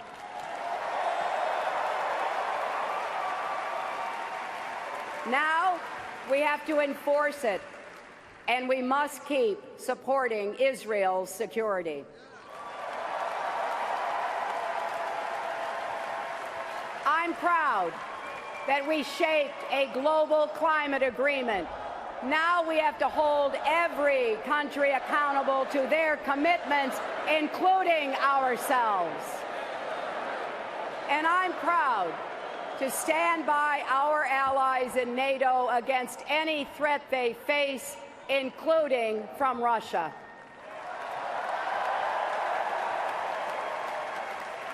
I've laid out my strategy for defeating ISIS. We will strike their sanctuaries from the air and support local forces taking them out on the ground. We will surge our intelligence so we detect and prevent attacks before they happen. We will disrupt their efforts online to reach and radicalize young people in our country. It won't be easy or quick, but make no mistake, we will prevail. Now, Donald Trump says, and this is a quote, "I know more about ISIS than the generals do." No, Donald, you don't.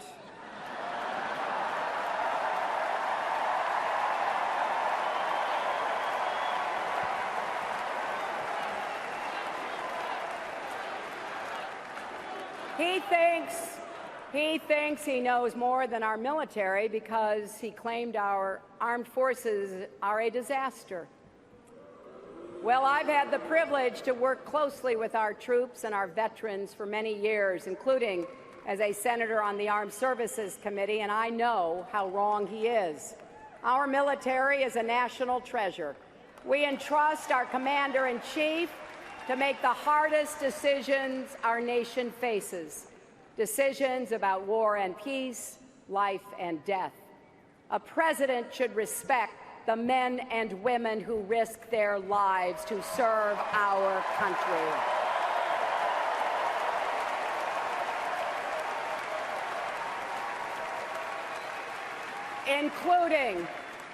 Including Captain Khan and the sons of Tim Kaine and Mike Pence, both Marines.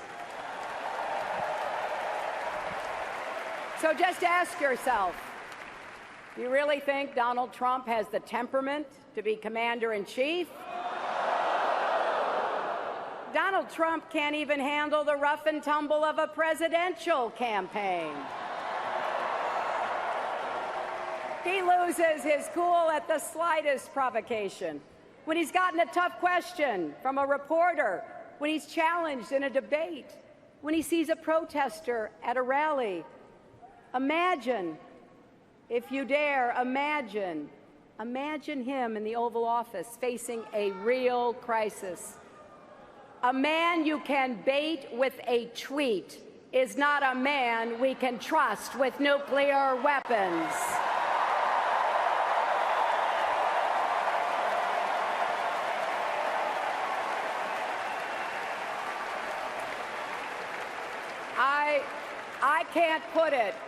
I can't put it any better than Jackie Kennedy did after the Cuban Missile Crisis. She said that what worried President Kennedy during that very dangerous time was that a war might be started, not by big men with self-control and restraint, but by little men, the ones moved by fear and pride.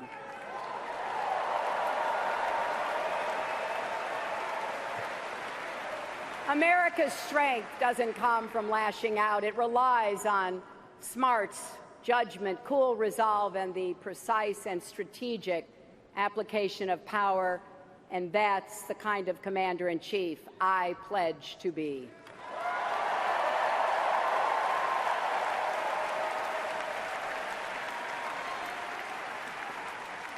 And if we're serious about keeping our country safe, we also can't afford to have a president who's in the pocket of the gun lobby.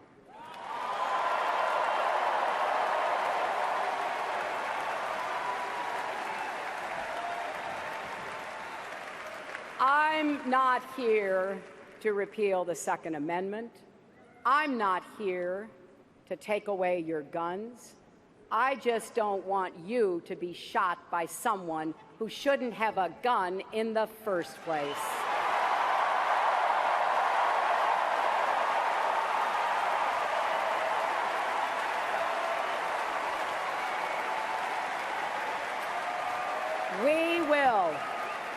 We will work tirelessly with responsible gun owners to pass common sense reforms and keep guns out of the hands of criminals, terrorists, and all others who would do us harm. You know, for decades, people have said this issue was too hard to solve and the politics too hot to touch. But I ask you, how can we just stand by and do nothing? You heard, you saw family members of people killed by gun violence on this stage. You heard, you saw family members of police officers killed in the line of duty because they were outgunned by criminals. I refuse to believe we can't find common ground here. We have to heal the divides in our country, not just on guns, but on race, immigration, and more.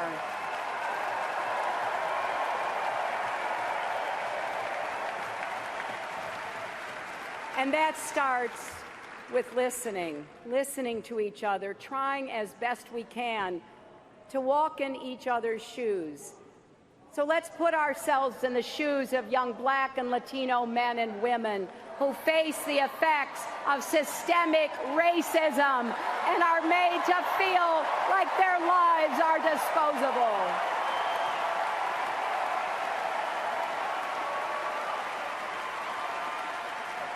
Let's put ourselves in the shoes of police officers kissing their kids and spouses goodbye every day, heading off to do a dangerous and necessary job.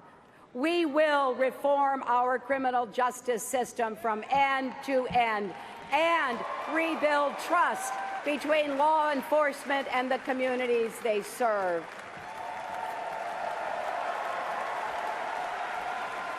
And we will defend all our rights, civil rights, human rights, and voting rights, women's rights and workers' rights, LGBT rights, and the rights of people with disabilities.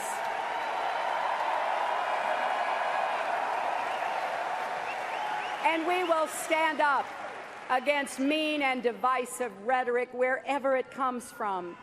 You know, for the past year, many people made the mistake of laughing off Donald Trump's comments, excusing him as an entertainer just putting on a show. They thought he couldn't possibly mean all the horrible things he says, like when he called women pigs or said that an American judge couldn't be fair because of his Mexican heritage, or when he mocks and mimics a reporter with a disability or insults prisoners of war like John McCain, a hero and a patriot who deserves our respect. Now, at first, I admit, I couldn't believe he meant it either. It was just too hard to fathom that someone who wants to lead our nation could say those things, could be like that. But here's the sad truth. There is no other Donald Trump. This is it.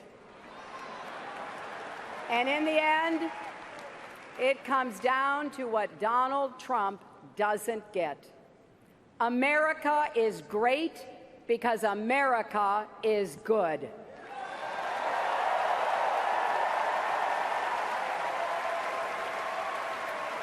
So, enough with the bigotry and the bombast. Donald Trump's not offering real change. He's offering empty promises. And what are we offering? A bold agenda to improve the lives of people across our country, to keep you safe, to get you good jobs, to give your kids the opportunities they deserve. The choice is clear, my friends. Every generation of Americans has come together to make our country freer, fairer, and stronger. None of us ever have or can do it alone. I know that at a time when so much seems to be pulling us apart, it can be hard to imagine how we'll ever pull together. But I'm here to tell you tonight, progress is possible. I know because I've seen it in the lives of people across America who get knocked down and get right back up. And I know it from my own life. More than a few times, I've had to pick myself up and get back in the game.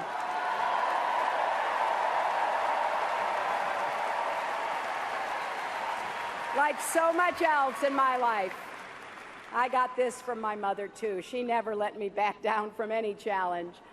When I tried to hide from a neighborhood bully, she literally blocked the door. "Go back out there," she said. And she was right. You have to stand up to bullies. You have to keep working to make things better, even when the odds are long and the opposition is fierce. We lost our mother a few years ago, but I miss her every day, and I still hear her voice urging me to keep working, keep fighting for right no matter what. That's what we need to do together as a nation. And though we may not Live to see the glory, as the song from the musical Hamilton goes. Let us gladly join the fight. Let our legacy be about planting seeds in a garden you never get to see. That's why we're here, not just in this hall, but on this earth. The founders showed us that, and so have many others since. They were drawn together by love of country and the selfless passion to build something better for all who follow. That is the story of America, and we begin a new chapter tonight. Yes, the world is watching what we do. Yes, America's destiny is ours to choose. So let's be stronger together, my fellow Americans. Let's look to the future with courage and confidence. Let's build a better tomorrow for our beloved children and our beloved country. And when we do, America will be greater than ever. Thank you, and may God bless you and the United States of America.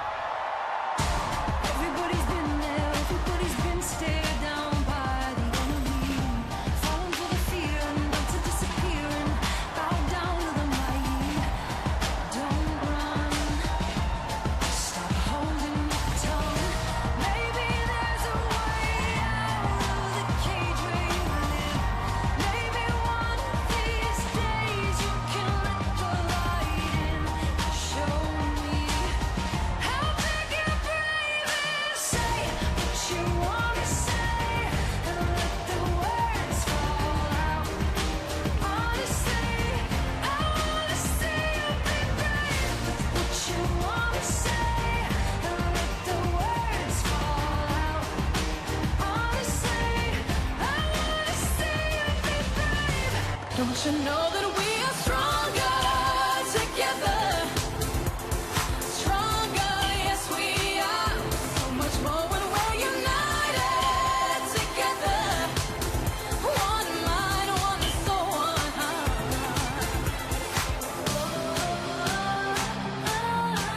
Yeah, yeah.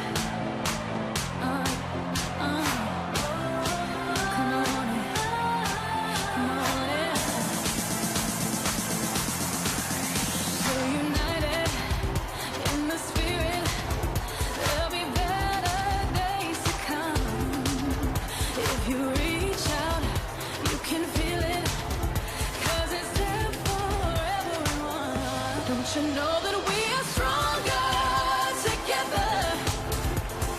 Stronger, yes we are. So much more when we're united together. One mind, one soul, one heart.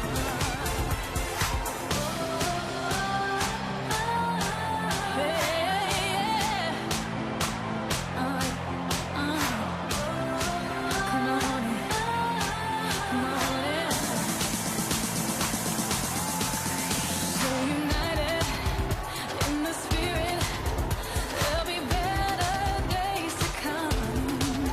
If you reach out, you can feel it, 'cause it's there for everyone. Don't you know that we are stronger together? Stronger, yes we are. So much more when we're united together. One mind, one soul, one heart.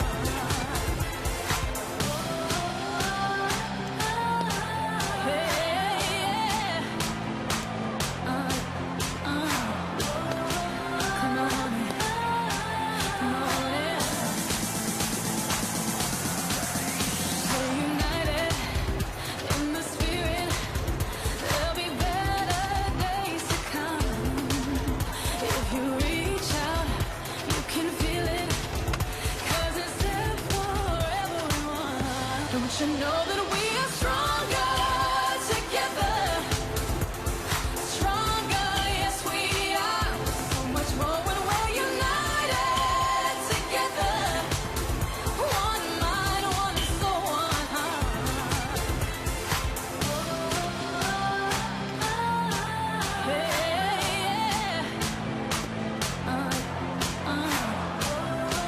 Come on in. Come on in. So united in the spirit, there'll be better days to come. If you reach out, you can feel it, 'cause it's there for everyone. Don't you know that we are stronger together? Stronger, yes we are. So much more when we're united together. One mind, one soul, one heart.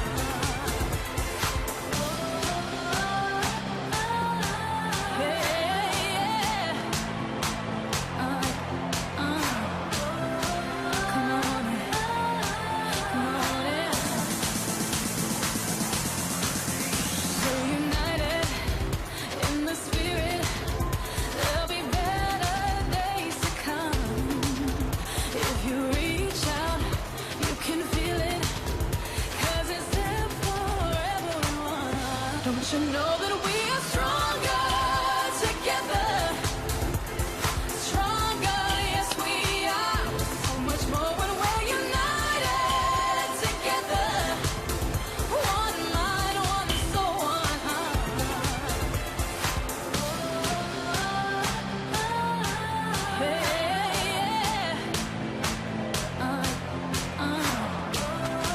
Come on in.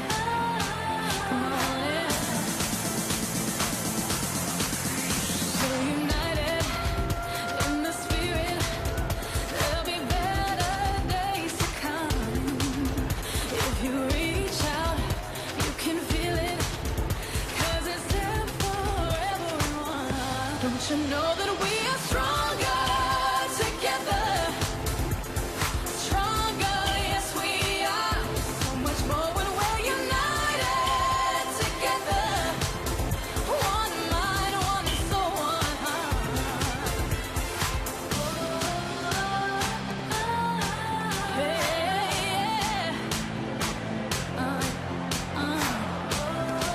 Come on in. Come on in. So united in the spirit, there'll be better days to come. If you reach out, you can feel it, 'cause it's there for everyone.